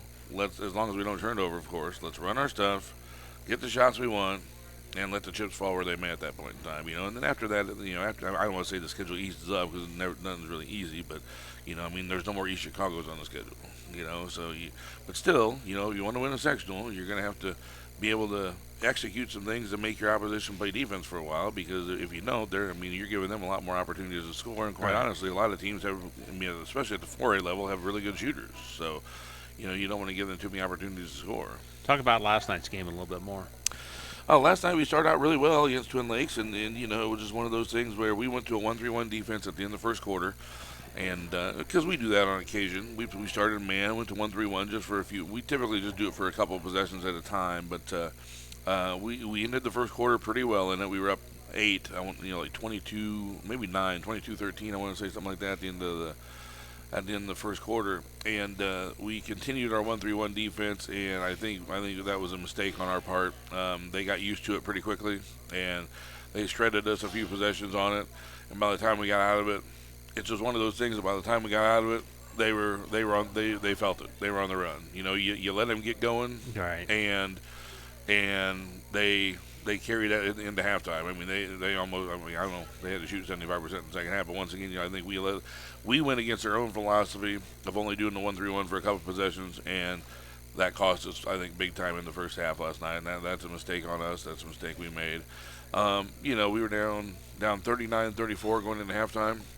Once again, too many points. But if you watch the film, we're dribble down, shoot, play defense for 25 seconds, dribble down, shoot. It's just one of those situations where we really don't give ourselves much of a chance to, come back, or at least, we give the other team definitely a chance to extend if they want to. Let's put it Is that that way. something you show the kids on film? We basically just watch film today. Yeah. And plus we're playing so many games right now that I know they're tired. Right. So we just decided tonight would be a good night just to watch film and try to learn some stuff from it. Now we did go out and run through some of our sets a little bit, so that if we call them tomorrow night, we can be ready to run them. But that's just one of the. We watched some film tonight, just kind of let them see. And then in the second half, we played zone, which slowed them down and got them out of rhythm, 2-3. But on our end, we still kind of rushed through things a little bit too much. And the second half was one just like the LaPorte game. It was, Twin Lakes was up 5, up 2, up 4, up 1. It never got out of hand or anything. We wound up tying it.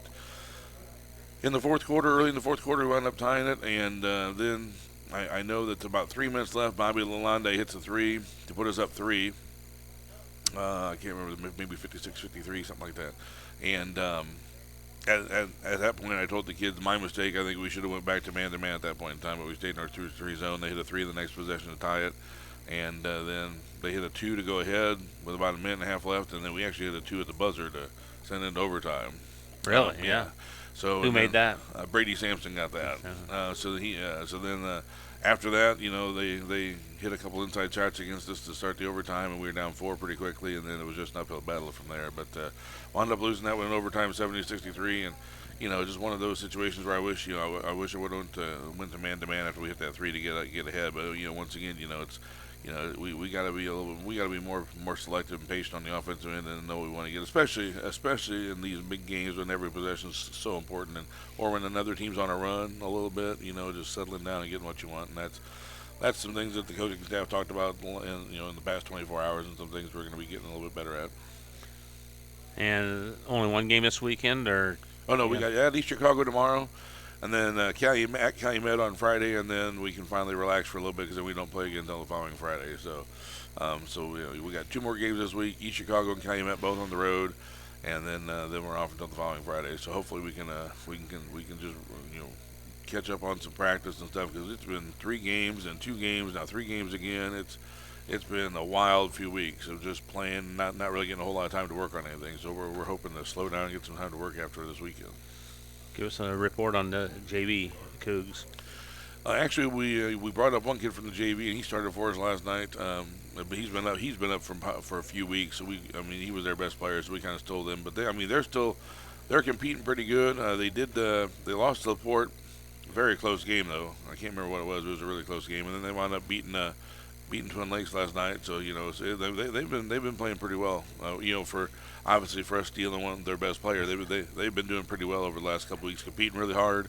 A good group of kids there, competing really hard and doing the things they're told to do, executing their stuff. They don't, they'll shoot quick sometimes, but they don't have as many guys that like to shoot quick as I do. So, they're doing okay, and they keep working hard. They'll keep improving. They'll be good. They'll be a good fundamental group of kids down the road.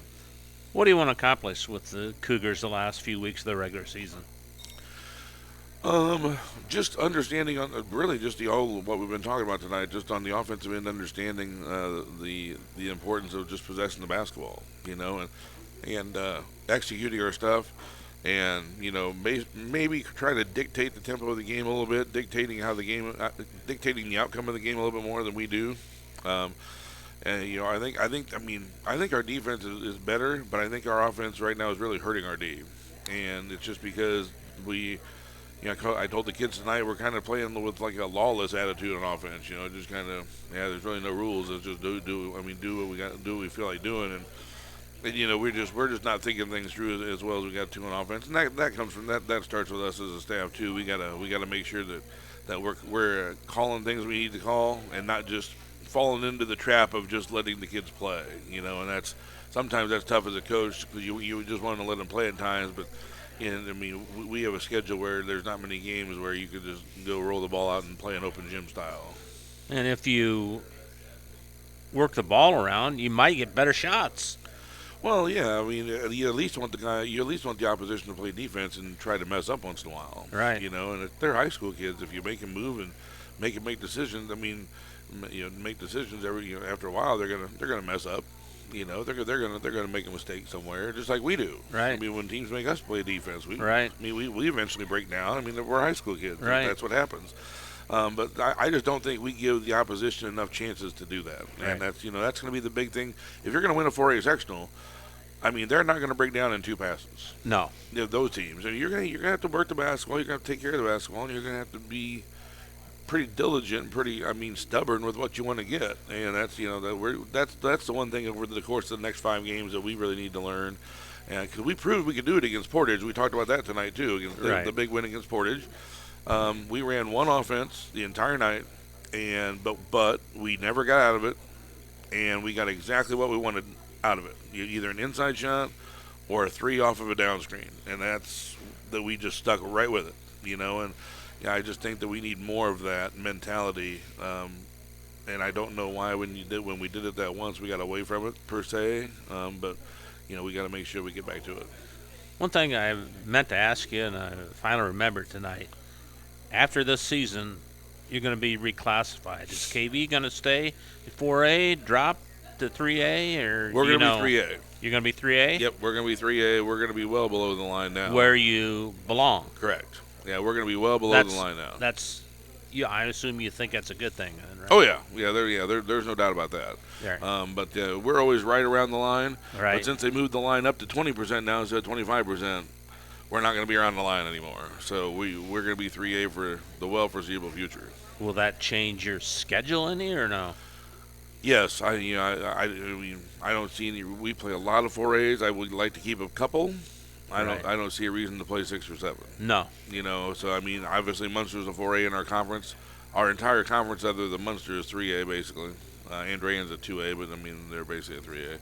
And but other than that, it's I don't see any reason to play like the entire 2/3 of the Duneland Conference like we do. You know, there's just no reason to anymore. I mean, you're never going to see him in sectional. You're never going to see him in postseason. Right. But I'm not saying you got to pick up 1A schools either. Find 3A schools and pick them up. Right. You know, just find teams that you might be playing in sectional and just pick those teams up instead. You play Benton Central? We have in the past. We don't right now, but they'd be a good one to pick up. Yeah, it would. That's I think Rensselaer is dropping to 2A, so. Yeah. But you should always play them anyway. But anyway, it'll be interesting. When does all that get announced? Well, the enrollments are supposed to be out any day. So, I mean, we're talking. I thought they'd be out by now, but I would say by the end of the week for sure they'll be out. And then you'll know. Yeah, I mean, basically, all you got to figure is the top 20% of how many schools there are. That's going to be your 4A. The next 25% is going to be 3A. The next 25% is going to be 2A, and then the bottom 30% is 1A. So there's a formula for all this. Yeah. So, well, like if there's 400, let's just say there's 404 schools. Take 404 times 20%, and that number will be that'll be your top 4A schools, and then times 25% be your next number, and go from there. Well, good. I'm glad you're going to be at 3A. Yeah, and you're making me do. I mean, I'm a math teacher by day, but I really don't like doing math after hours. I'm sorry. I won't let you do that again. All right, Billy. Thanks a lot for coming down. Thanks for having me. All right, Bill Shepard from the Kankakee Valley Cougars, back with more of the Coach's Cage on 3kgthecage.com right after this. Hi, this is Chuck Clark with the Underwood Insurance Agency, formerly Preferred Insurance Group. Are you tired of being sacked every month with your auto insurance bill? Do you feel you just pay your premium to your agent and never hear from them? We at the Underwood Insurance Agency work with over 10 insurance carriers to get you our best rate and coverage we can, and we pride ourselves on serving our customers like they are our family.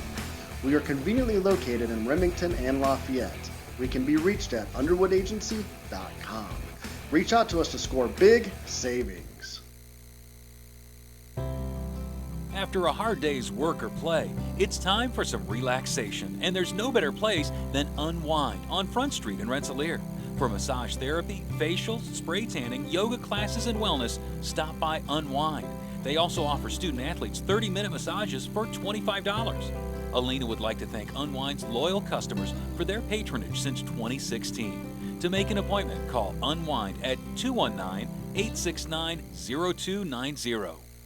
Midwest Contractor Services of Rensselaer, with over 15 years of experience, offers both insulation and gutter services for new construction and existing homes in Jasper, Newton, Lake, and Porter counties. You could save money and lower energy bills by adding more insulation to your house. New installation project? Let Midwest Contractor Services offer you a custom insulation package that fits your needs. Leaves in your gutter? Let us give you a price on leaf protection products that really work and are affordable. Call Marty or Mark at Midwest Contractor Services today at 219-866-0755 and get an estimate for your project.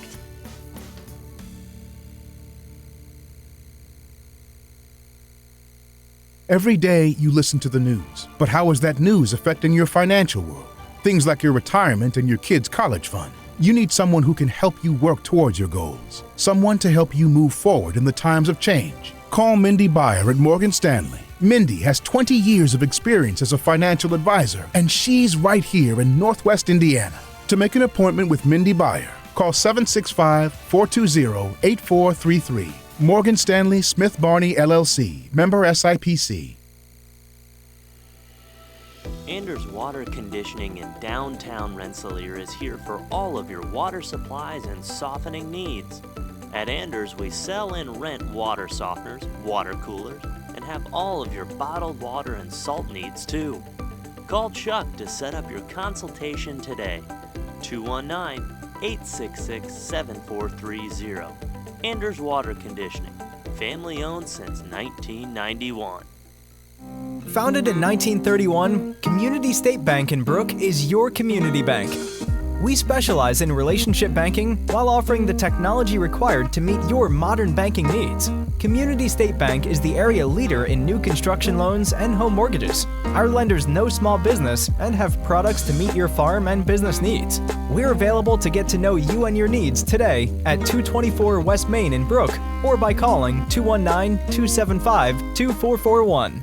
Member FDIC, an equal housing lender.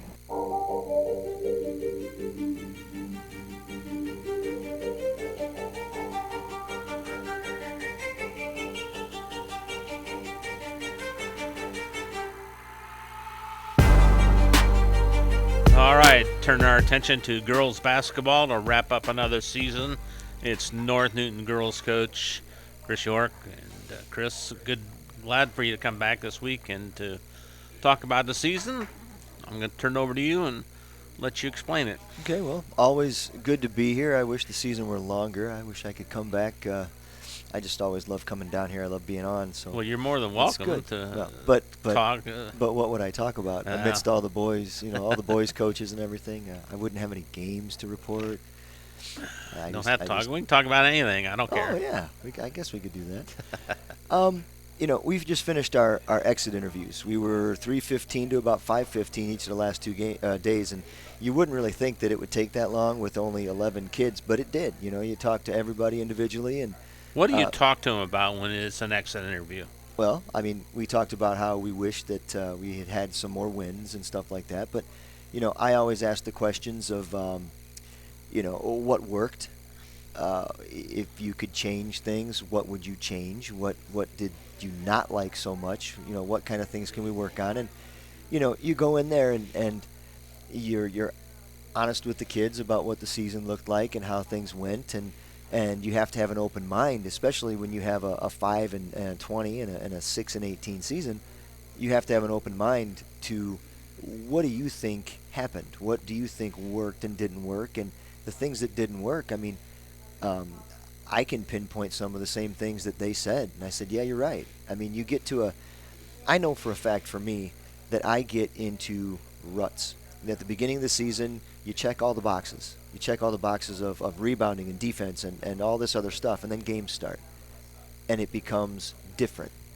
And, one of the things that Coach Busboom and I had talked about is that maybe we'll sit together next year and we'll make, rather than me making practice every day based on what just happened or what we've got coming up, maybe it's more of like making a practice schedule for the week. And again, sitting there and checking the boxes and making sure that we're not leaving things out. So, there's that. But that kind of thing is something we talk about. What do you think the summer should look like is a question that I asked. And considering how many days a week to do conditioning, because it's going to be the month of June. That's Right. it. I think that's what everybody does pretty much. You have the Right. month of June, and then you say adios, and you see each other again in September. But I think we're really thinking about going to maybe the D1 camp or a camp that's a 3-day camp, and everybody stays together. They stay in the dorms. You play like 10 games over 3 days and just get to know each other. And then, like I said, you leave for the summer having had some real progress. I mean, this past summer, we played 4 games. I mean, we went to Beecher and played 2. We played 2 at Donovan. And it was still better than what we had coming in. Last year we didn't consider a camp because of expense, and we didn't have any money in our fund. We now have money in our fund so that we can help to maybe cut the cost for all the players. Right. And take that away as an excuse that we can't afford it. Well, we can help as a team to make our team better. If So you want to get better, you yes, have to do that kind of stuff, we right? have to at the bare minimum be together over the summer, putting up lots of shots. I mean, I heard Coach Radke talk about the 10,000 shot club. I think is what I heard him say. Right. We need to shoot more. We need to be able to shoot more. We need to get in the weight room. We're going to get in the weight room over the summer. We're going to use the weight room during our season. There's a lot of things that now that we just need to change going forward. So those are the things that we talk about, I guess, in the exit interviews. But again, with these last 2 seasons, you have to go in with an open mind and listen, because as a coach, you could take a little bit of pounding while you're in there, just like, I wish we would have done this. Yeah, you're right. So that's what an exit interview basically is. And they hadn't had them before, so last year when we had them, the kids are walking in like, oh, I'm scared, I don't know what we're supposed to do. I said, nothing, we're talking. That's it. There's no pressure, there's no nothing, we talk. And then there were kids like that this year that hadn't been in on it, but it was good to talk to them about the season, the good things and the bad things. I mean, we heard plenty of bad things. that went wrong during the season. And some kids had fun, some kids were miserable, just couldn't stand the season, and that's something that as a coach you don't want to hear. You want everybody to have a positive experience. So that'll be something else that comes out of the exit interview for me, and that everybody needs to enjoy the season. Win or lose, everybody needs to have fun, and that's what's going to build our numbers up. People talking to others and saying, yeah, this is a good thing to be a part of. So that's something that we need to fix. Well, this is your exit interview with Scotty and I. That's right. Okay, that's so right. Be on your best behavior here now. Yes. Okay, so seniors, we always allow the coach the time to, how many did you have, and talk about them. Well, I had 4. We can start with the one that was on the varsity team the most, and that was McKenna Schliemann. I mean, she was somebody who, she might have been a starter as a freshman, but maybe not. I know that she was a starter as a sophomore because she and her 2 sisters were starters on that team. And, she led us in points this year, just over 13 points a game. And for rebounds, she was about 8.5 rebounds. She had 2.5 blocks per game, all that kind of stuff. She was definitely our statistical leader. She wasn't our rebounding leader, but she was our scoring leader. She was our go-to person. She was the one that all the teams schemed for, right? And the teams that couldn't scheme for her, we just kept dumping it in there, and those were some of her biggest games where it was just layup after layup. But teams that did a good job of scheming for her, we didn't really do such a great job. Mm-hmm. But obviously, she's going to be missed just because of that go-to person. So she's going to be missed. Cheyenne Cahill's another senior, and Cheyenne was somebody who didn't get a lot of playing time freshman and sophomore year on JV or on varsity, and then last year was a brand new thing for her, and she was thrust into the role of being a point guard. And in our exit interviews, Coach Busboom and I both said, in a perfect world, you'd have been a 3. Right. Somebody else handled the ball. She'd be a 2 or she'd be a 3. And she could be a 3 because of the way she can take the ball to the basket. Right. And she didn't get the chance to do that. There were people that didn't want any part of the ball. She did it, and she didn't really like it, but she did it because she knew she had to do it for 2 years. So, yeah, she had a bunch of turnovers because she had the ball in her hand the most. But, she's one of our most improved players, if not the most improved player that we have, because of what value she had on offense once this year rolled around. She had some double-digit games. She had games toward the end where she had 9. So she really contributed a lot. I mean, she had 5.5 points a game. And when just about everything runs through McKenna, to have anywhere close to that as a point per game is really, really good. So she's another one that, McKenna and Shai were 2 of the seniors that have been around the longest, so they were kind of the ones that took control of kind of what took place. So that's invaluable. I mean, both of them are going to be missed. And, we've got 2 more. We've got Summer Wynn, who the rebounding machine. She averaged about 9.5 rebounds, and she didn't get to play out of the last 3 games. So she would have probably gone over the 10 rebound per game mark, and it really would have helped us if she'd have been at our game against North White on defense and on offense and rebounding. Just that toughness that she brings, and that was something, her positive attitude, her toughness, her willing to do whatever, and to work at getting better at a game that she hadn't played since middle school. And that was just a testament to her athleticism and everything else.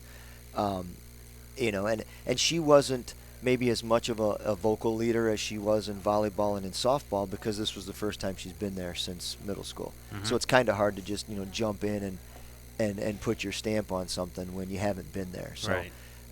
She kind of earned her stripes for a while, and then she started to be that person that was vocal. And then these last few games we didn't have her. So it was fantastic that she came out. Hopefully, we've got people in the hallways that haven't played for a couple years, and maybe they see what Summer did.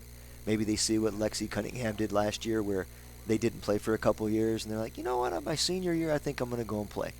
Come on out. I mean, sure. It's, people with some kind of experience, because we're about to get pretty young, which we'll talk about in a little bit. But yeah, Summer, it was great to have Summer come out. And then our last senior was Ava Ivy, who came out last year, and she hadn't really played before ever. And when we had 9, she came out with 4 freshmen, and she came back again. The 4 freshmen from last year didn't come back. Ava came back, and Ava's a tough-nosed girl, and she speaks her mind with things. She wasn't one of the best players on our team, but people listen to her because she doesn't put up with garbage from anybody. But she really, she's a good defensive presence. Again, she's tough. Fouls a little bit, I suppose. You were at the North White game, and we were short on players, and I think she fouled out in our 2-quarter game, and we wound up finishing the game with 4 people. But she's really hard-nosed and worked really hard. So, there were times I wish I would have gotten her in a little bit more to kind of mix things up a little bit, and I didn't. But she's another one that stuck things out. Of all these 11 players that come out, and you've got so many girls in the halls of North Newton that don't come out, you have to give them a lot of credit for coming to play when, for whatever reason, people don't necessarily want to play. And I never thought that I would see that in these last few years that I've been coaching, either at Calumet or here. Where I'm at Hanover, lots of people play basketball. They have 25 to 30 kids. Now, granted, it's a bigger school, but 25 to 30 kids are coming out for 6th grade and for 7th grade and for 8th grade basketball, and the numbers are a little smaller when they get up to high school. But they have, as far as I know, they've got varsity JV and a C team. So numbers is not something I'm used to not having. But man, these 11 girls that came out and stuck things out, as much as some people maybe didn't have a great season and didn't have a lot of fun, unfortunately, they deserve a lot of credit just for being there. What do we expect from next year's Lady Spartans? Well, I don't know exactly what to expect, but what I can tell you is we had 11 players in the program this year. We have 13 girls on the 8th grade team right now. That's good, right? That's fantastic. And when you add those players, and I've seen them play, summer camp and, seeing them at some of our practices where they gave us a run for our money. They're athletic. They love the game. They like each other. But I think the biggest thing is they're athletic. They're a group, like I've seen, coaching at Hanover. There are certain groups that have this pod of girls that go through, and this is usually about 5 or 6 girls. There's 13 girls here that all have some ability. So they don't have to be basketball players. You think you'll get 13 of those out next year? Or? I don't know. Maybe. It would be great if we would get all 13. Yeah, but even if we get half, we're still going to be in pretty good shape. But I would like to think that they're all going to come out. And, just their athleticism is going to open the door to things that we haven't been able to do the last 2 years. Now, will you talk to them during the off season?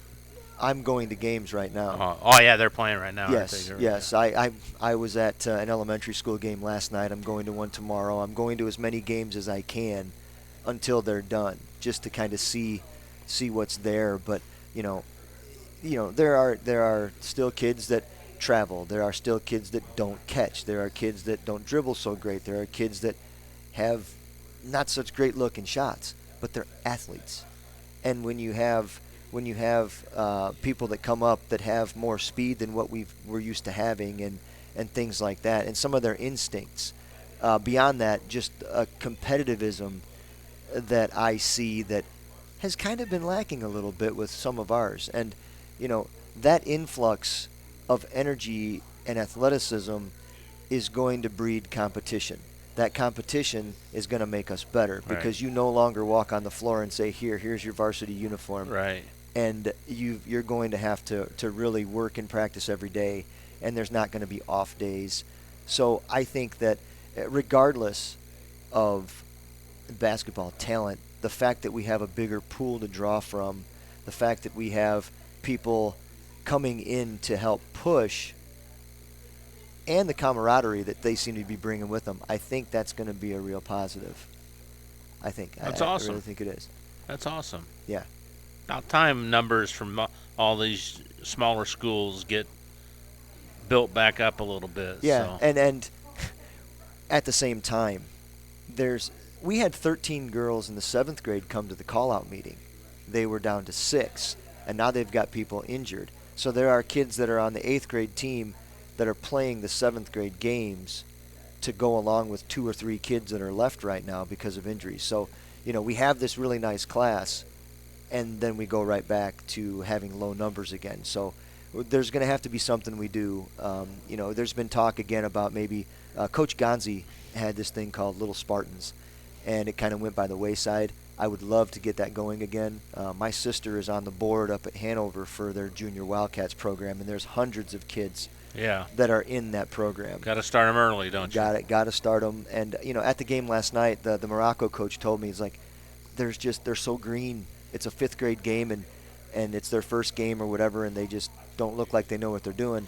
Little Spartans would help that. They would have games while we're playing in our season, and then they'd play their season in January. Right. So it'll be something that puts things in the right direction. I got to tell you one thing, because I respect this gentleman so much. David Baxter, Benton Central coach, he's won 10 sectionals at Benton Central, 13 overall. Yes. When I was working at the radio station prior to this position here, he himself, and along with the fans, raised enough money to broadcast on the radio an 8th grade game. Really? Yeah. So that he just wanted to show people that he's interested in the middle school program, but we broadcast an 8th grade game, and I just thought that was a pretty cool thing for Benton Central's program to do that, and it shows with the amount of success he's had with there. Right, so. and it's not like they don't have numbers problems there either, because when I talked to him on the sideline before our game last year, he was talking all about how he loses kids to softball, loses kids to club volleyball, right? Because you pay all that money, you're not going to miss. And man, you talked about the radio. When I was on my way home from Terre Haute on Saturday night, all the games are getting over with, right? I'm driving from Terre Haute straight through the middle of championship night, and I caught the end of the Benton Central West Lafayette game. Whoever does the radio for that team, boy, oh boy, was he excited. He's got to be from Benton Central, but George Hardebeck says, I know George really well. I mean, he really gets excited. He definitely does. I mean, I drove through a couple of dead spots, and I'm trying to hear what's going on because it's right in the nitty-gritty of the game, just like the last minute or so. Right. And we'd fade in and fade out, but man, did he get into it. Really got into it, screaming. And George is a teacher at Benton Central, but he does a wonderful job. I've worked with George several times back in my younger years, that's for sure. So, all right, so we talked about the seniors. We talked about next year. Now I'm going to give you a chance to say your thank yous to all the people that really make Spartan basketball a success. Well, I mean, yeah, I have to thank the parents first. I mean, as rough as the season was record-wise, we never have a shortage of support. I mean, the parents, the grandparents, the aunts, the uncles, friends. And North Newton isn't in the middle of a city. Right. It's out in the sticks, And it's multiple communities I've learned, right? I mean, there's places that I only barely know the names of. Yeah, no kidding. Like up at Hanover, it's Cedar Lake, and you've got the people that live in Dyer, St. John, and one side of the lake, right? Mm-hmm. Well, North Newton has got more of that, and it's spread out over a farther span of area. So Rose Lawn. Yeah, exactly. Lake Village. Mount Ayr.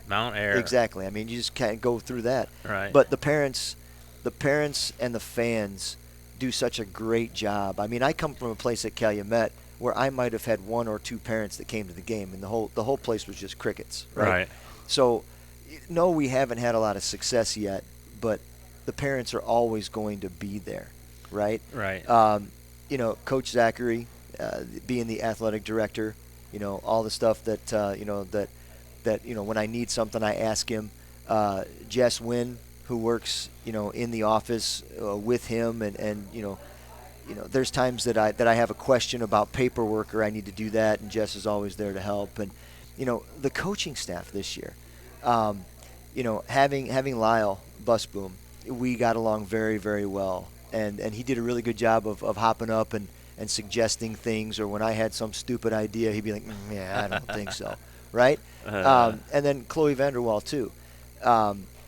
she didn't always get to be on the bench with us because sometimes she had to do the book because we don't have managers. We barely have enough players. We didn't have managers, so she would do the book. But we really worked well together. And now Chloe has gone from being my JV coach to being our 7th grade coach. So, she's still working in the program. And then, we've got Nick Cahill working as the 8th grade coach. So I think all of us have the same ideas in mind, and just trying to build this again, because it was a something. The last time, when I was coaching at Hanover, North Newton was quite a mountain to climb. It was North Newton, North Judson in the early 2000s. Right. And last year was the first time we made it to a championship sectional game. It didn't go well, but it was the first time we had made it there in 20 years. Right. So maybe more of that is in the future, as long as we just keep the support of all these people, and we get some people maybe out of the hallways that we haven't seen for a couple years. So you're going to recruit? There's been recruiting going on, yes. Now, I'm not there, so I don't really see people, and there are people that avoid me when they do see me. It happened just yesterday, as a matter of fact. There was a player that I've had my eye on and everything. She's pretty tall, and she saw me standing in the doorway, and she made sure that she stayed facing that way over there. So, there's people that we can talk to and give it a shot. So it would be nice to see some more new faces, as well as the fresh faces coming from the middle school, and hope that it all melds over the next couple of years into something big. Well, Chris, it's been a blast talking with you each week, doing your games, and we really enjoyed it. Enjoyed you coming over. It's easy to come over and talk about when you're winning all the time, but when we don't win as often as you like, it's a little harder. We really do appreciate that and your honesty, and just enjoyed it, and have a good, I know you're into another sport already, but enjoy your off season, and we'll talk to you next year, okay? Yeah, absolutely. Look forward to it. All right. Chris York from the North Newton Lady Spartans. Back to wrap things up with Chad Pulver from Rensselaer Central right after this. Working with our customers has been Kentland Bank's trademark for 87 years. We're dedicated to making your visit a lasting one, and helping you achieve your goals is our #1 priority. With 5 locations, Kentland Bank offers all loans needed for today's businesses and families, including car loans, mortgages, agriculture, and commercial loans. We're here to make your busy life less hectic by offering online and mobile banking, bill pay, and P2P payments. Member FDIC and equal housing lender. In agriculture, preparation is important. Dedication is you deciding what to plant and then asking what it will take for a good crop. How much work will it take to produce the final crop? In sports, preparation is vital in becoming the best you can be. Dedication is a will of achievements for a winning desire. Corbett Farms encourages everyone to do their best by having a winning spirit, attitude, and achievement. Your positivity will make a difference. Corbett Farms is proud to sponsor high school sports. Pulver Psychological Services offers psychological counseling, consultation, and assessment. Locally owned and operated, Pulver Psych focuses on solutions for the community and serves as support for individuals, families, and organizations. Whether you're in need of personal, family, or success counseling, Pulver Psychological Services can help you reach your life goals, increase work satisfaction, have better relationship compatibility, improve sports performance. Get in touch with Pulver Psychological Services by visiting pulverpsych.com. At Applegate Seed House, we specialize in any and all small seed project needs. This includes government programs, CRP, pollinators and waterways, pasture mixes, and new lawn seed. Applegate Seed House is located 2 miles north of Brook, Indiana, and 2.5 miles east of Highway 41. Call Sam at 765-363-3113. That's Sam at Applegate Seed House, 765-363-3113. Indiana Farm Bureau Insurance Agent Joe Goodeman has been serving the Jasper County and surrounding area since 2009. Being involved in the area, Joe Goodeman has kept his interest in making sure he provides the best insurance for his clients. Whether you need life, car, home, business, farm and crops, or even renter's insurance, Agent Joe Goodeman will keep searching for the best policy for your valued investments. Call Indiana Farm Bureau Insurance Agent Joe Goodeman at 219-866-4694 or stop in at 2570 North McKinley Avenue in Rensselaer.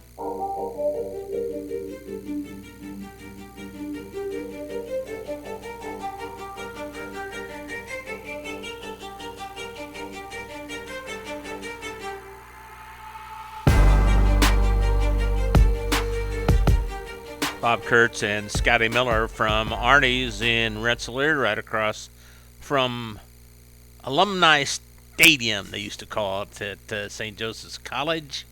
Chad Pulver is finishing up the show here for us tonight. And Chad, good to see you. Bombers playing a lot better than the last time I talked with you. We have. I think we've won 4 out of 5 or 5 out of 6 right now. So we're hanging in there. We're trying to make some things happen. We put together a couple good games in a row, which is nice for us. We're starting to see where we need to go, starting to cut better on offense, starting to read the floor a little bit better on defense, which is kind of nice. So what's been the key to the turnaround?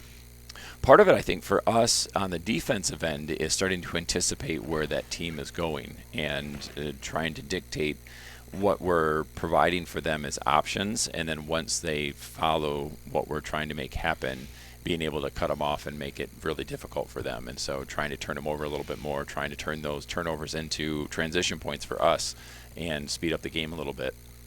All right, let's talk about the 2 victories you had since we last talked there. From last Wednesday till now. So on Thursday last week, we went to Winnemac and played there and really shot the ball well. I mean, we shot 15 of 23 pointers in the game. And, what? Yeah. It Jeez. Was, that's the kind of game we had. And it was a lot of fun. And the guys, I think, realized in the moment that it was pretty special. And so that's a pretty unusual experience to be able to see that. I mean, so of the 23s that we took, one of them was the center. So, I mean, if you take away his one errant three-pointer, I mean, from the guys that would normally shoot, we were 15 of 19 from guys that normally shoot them. And so we had 2 guys that hit 5, so Caden Rowland and Graham Drone both hit 5, and Corbin Matthew hit 4. So, I mean, it's a lot of three-pointers to put up in a game. What do you feel like when that happens? That was a smile to your face, isn't it? Well, I think I cracked a smile when we hit about 12 or 13. Like at that point, it was like, what's happening? And so I did my best not to make any eye contact with the referees as they were backing away. There were a couple times where they were wanting to look at me and like, what are you guys doing? And I didn't say anything about it, but we did move the ball well, but you know the truth is when we shoot well like that, I mean that's lights out shooting. But when we shoot like that, it loosens everything else up. And our defense did a nice job. We sped up the pace. We made it very difficult for them to score in transition. We made it difficult for them to get any open looks. And so that carried us into our matinee game on Saturday with Delphi. And again, Delphi was very ready for our press, and so they did a nice job breaking the press. And honestly, we gave up way more layups than I would have liked us to give up. But that being said, we put up 78 points. Man, we held well. The last handful of games we're scoring 73, 73, 78. That makes it a little easier. We're putting up a lot of points. And so, Graham Drone in the last 3 games has hit 15 three-pointers. And so, by himself. And that says a lot for the kind of shape we're in now. We've got our legs under us. We're hitting the shots well. We're finding the right positions to take those shots. And that's very important for us. And we're trying to use that to our advantage. But, we really, as much as we're scoring, it's really starting on the defensive side. We're trying to make sure that our defense is where that energy is being created. And rather than it being a missed shot is taking away our energy, it's the defensive stop that's giving us energy. And so that gives us more opportunities to go after them. And that's awesome. So what's ahead this week then? Tomorrow we go to BC. Tomorrow? We're on the road going down to play the Bison at their arena, which is a great place to play. Hoosier Conference tournament as well, Hoosier Conference opponent as well as a sectional opponent. And so this is an important game for us. We need to be able to perform and to play well. We have some illness on the team, some sickness on the team, and so I don't know if we'll be at a book 100% when we walk in there. Never are. And that's just it. I mean, it's Yeah. a time of year where, we've played games where other teams have been injured or we've been injured, and that's the way it goes. But our game planning, given the last 2 days without one of our main guys, has shifted how we're doing some things. We're going to do. We're going down there to win, right? And we've got to do the best we can. But it certainly will hurt us when we're taking one of our best athletes and scorers off the floor. So, it may be an outside chance that he shows up tomorrow for school, but he's missed 2 days. He's not in a good shape right now. So Right. we have to play who's there, and I think with our system and what we do and how hard we play, we have a chance to make something happen. And then Saturday, in a game we're going to broadcast on 3KG, Trent Fegley bringing his Frontier Falcons into town. Trent was your JV coach for several years, so he's really looking forward to it, I know, because Sure. we talked to him earlier. I'm sure you are too. Sure. I mean, it's nice to be able to, for us, in Rensselaer, since I took over this position, it's nice to be able to have quality games against the schools that are around us. And Frontier is one of those schools that those programs need people that care for them, need people that go in and want to make a difference and teach the kids and make them better and make those programs strong. And that's really what makes the whole area a better basketball community. And so I think that being able to host Frontier, which tends to be a tough game for us, and so Right. we have to be ready to go. I know it's not a Friday-Saturday game, but a Thursday night we're gonna be banged up, we're gonna be beat up, we're gonna have to come back and heal quickly, because I don't think Frontier's gonna roll in and play nice. We've got to be able to play, and so we've got to be ready to go on Saturday. What's your record now? We are 8-9. 8-9. What do you want to accomplish the last few weeks of the regular season here? We really need to make sure we're tightening up what's happening with our defense. Each week we have gotten a little bit better. We're getting better at reading where we need to go and how it's supposed to happen, trying to speed up the other team as well as take advantage of it so we can score. And that's been pretty successful for us. But in these last few weeks, we need to put together some complete games. And if we can do that, then it gives us some real momentum going into the sectional. Our sectional is going to be tough. We know that. Where's it at? It's at Frankfort. Imagine that, Frankfort again. Yeah, it's at Frankfort, which is a long drive for us. And in that, we've played Westside twice. We've played Twin Lakes already. We'll play BC already. All three of them are in our sectional. And so then you add on Western and Frankfort and Northmont, and then we're the seventh team. That's in a there. pretty stout sectional, isn't it? It is, and so it is not an easy sectional, and it's something that we are going to have to be able to do our best. And who knows what the draw will be? But it doesn't. It's coming up next week, right? Yes, and so when that happens, we know we're going to have to go through the teams that we've played already, and so we've got to be able to perform and get some wins. Before I let you go, I've asked other coaches tonight. Billy Shepard says KV is going to drop down to 3A next year, and I think North Newton's going to go to 1A. Okay. You're most likely going to be headed to 2A, right? Yeah, I think we're safely in the middle of 2A. Does that change your schedule, how you approach games, or what's it like? It won't change our schedule at all. I No? don't think that it will do anything.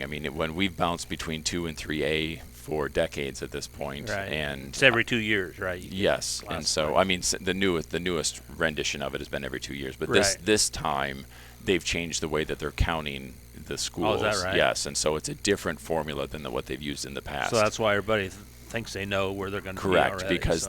they're counting it differently. Up until this point, they were trying to put equal numbers in every Right. bracket, and now they're not doing the equal numbers. Bill said there's top 20% is 4A, Yep. 25 is 3A, and so on. Yeah, it's a little bit harder line when it comes to the population that you have in your school. and What do they go on? What is that, the total enrollment of your school, or male population? Nope, it is total enrollment. Total enrollment Yep. for all the sports. All sports, yep. Yeah, okay. And so now the sports can choose how they want to do that. Football has their own way of doing things, but as far as what basketball, boys and girls basketball, we fell into 3A 2 years ago, and then we had a very big senior class last year, which would have been sophomores when we got counted in. Right. But they all graduate, which dropped us way back down. Yeah. And so if they would have done that same count a year later, it wouldn't have been the same thing. Right. So, I hope the new system works. They've done a couple things recently to show that they're starting to try some different things. They changed the tournament structure last year. They changed the free throw structure this year. Right. So they're willing to do some progression in the game, which I think is nice in the state of Indiana. You okay going to 2A? I think it's fine. I mean, I usually don't moan or groan too much about where we are. I would like to think that if we're in a class system, I'd like to play teams that are closer to what we are. Right. We're not like West Lafayette, and West Lafayette every year can basically push a restart button because they have move-ins. They have a school with a lot of resources. They're in a place that's highly populated, densely populated. That's not us. But according to the start numbers, recruiting. You got to start recruiting. Absolutely, that's what I'll do. Get them to drive to Rensselaer. Well, good. That clears up a lot of things. So your schedule won't change at all. No, I don't think it'll change much at all. I mean, maybe here or there we might have a shift of a team or two, but I mean, since this is my 7th year, other than the tournaments that happen either in the November-December time frame, we really haven't switched our schedule much at all. And you're still playing the Lafayette tournament next year then? We hope so. We really like that tournament. I know it's a tough tournament. It's a tough tournament for us, and especially do you have to be invited to that, or? Well, yes. So we were invited 2 years ago to be a part of it, and it's worked out well for us. Right. But they could very easily say we want Crawfordsville in, or we want Logansport in. So you don't know then? They can make their decision. Yeah. I mean, as far as I think we had a 2-year contract with them that's up after this year. I see. So if they want to switch it, they can absolutely switch it, or they can decide they don't want to do that anymore anyway. So if that happens, then when I first started back in 17-18, we were going to KV.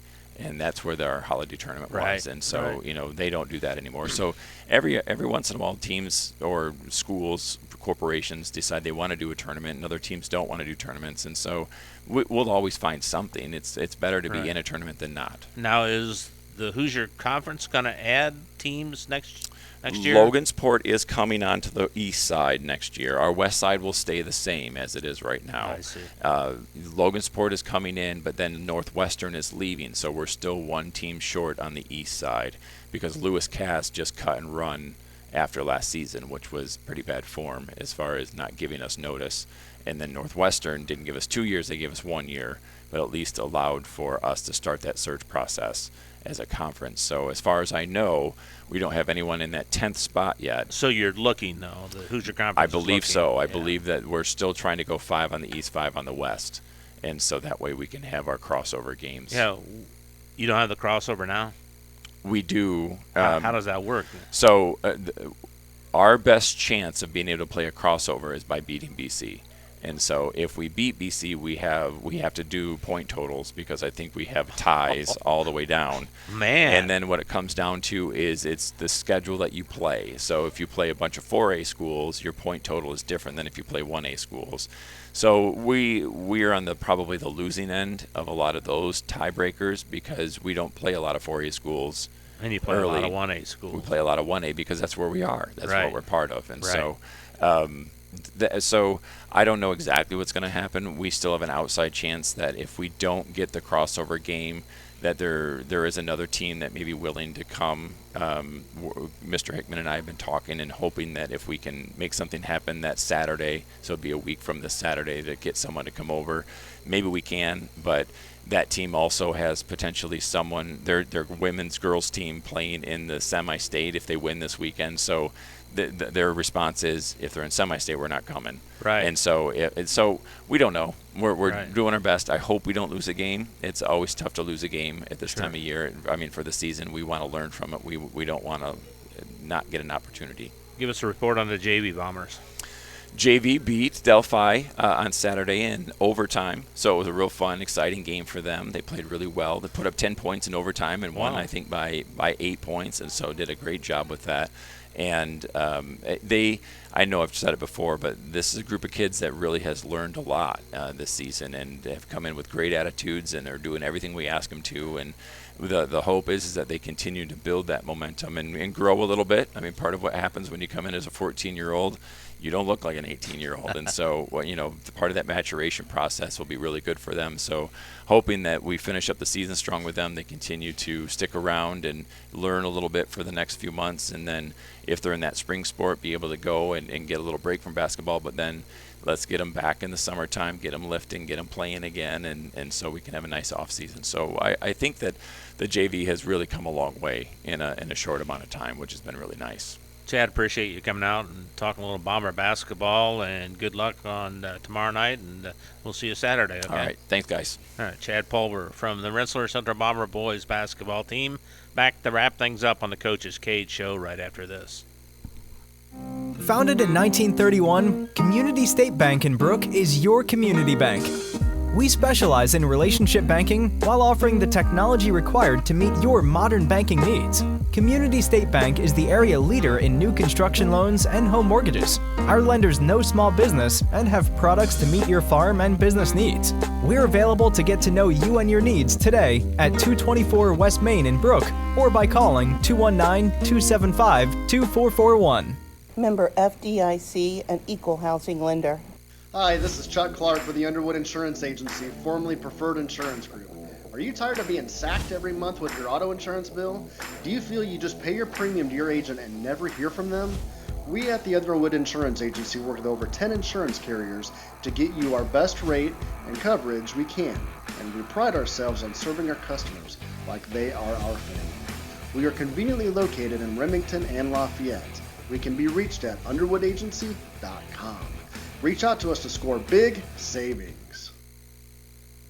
High-quality personalized dental service is what they do at Hillcrest Dental. For over 40 years, generations have relied on Hillcrest Dental for beautiful, healthy smiles. Dr. John Ayler and Dr. Jack Drone look forward to seeing you for your next dental visit. For information or to set your appointment, call 219-866-7117. That's 219-866-7117, or visit hillcrestdental.net. Hillcrest Dental is a proud sponsor of all high school athletics. 24/7 Club Fit is a 24-hour keycard accessed fitness center located in downtown Rensselaer. The 8,000 square foot facility offers free weights, weight machines, and a large variety of cardio equipment. We also offer free aerobics classes. 24/7 Club Fit offers 6-month contracts starting as low as $25 per month for students, those 55 years and older, and there are no sign-up or keycard fees. We also participate in the Silver Sneakers program. Call 219-866-0033 or contact us on Facebook.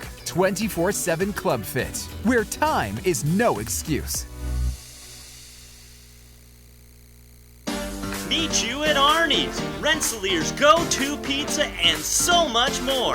Pizza, sandwiches, burgers are here. Don't forget about dessert. Wings, cheese sticks, garlic bread too. Arnie's pizza menu has something for everyone. Dine in or carry out in the best pizza in town. Located across from St. Joseph's College in Rensselaer. Call 219-866-9999 and meet you at Arnie's.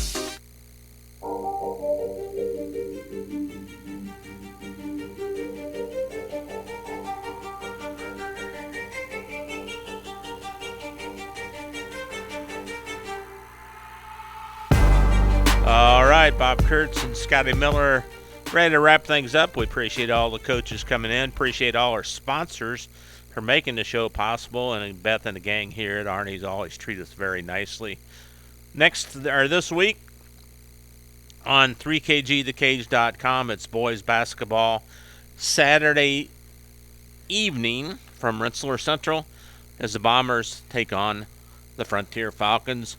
6:15 for the pregame show. That'll do it from here. So long, everybody.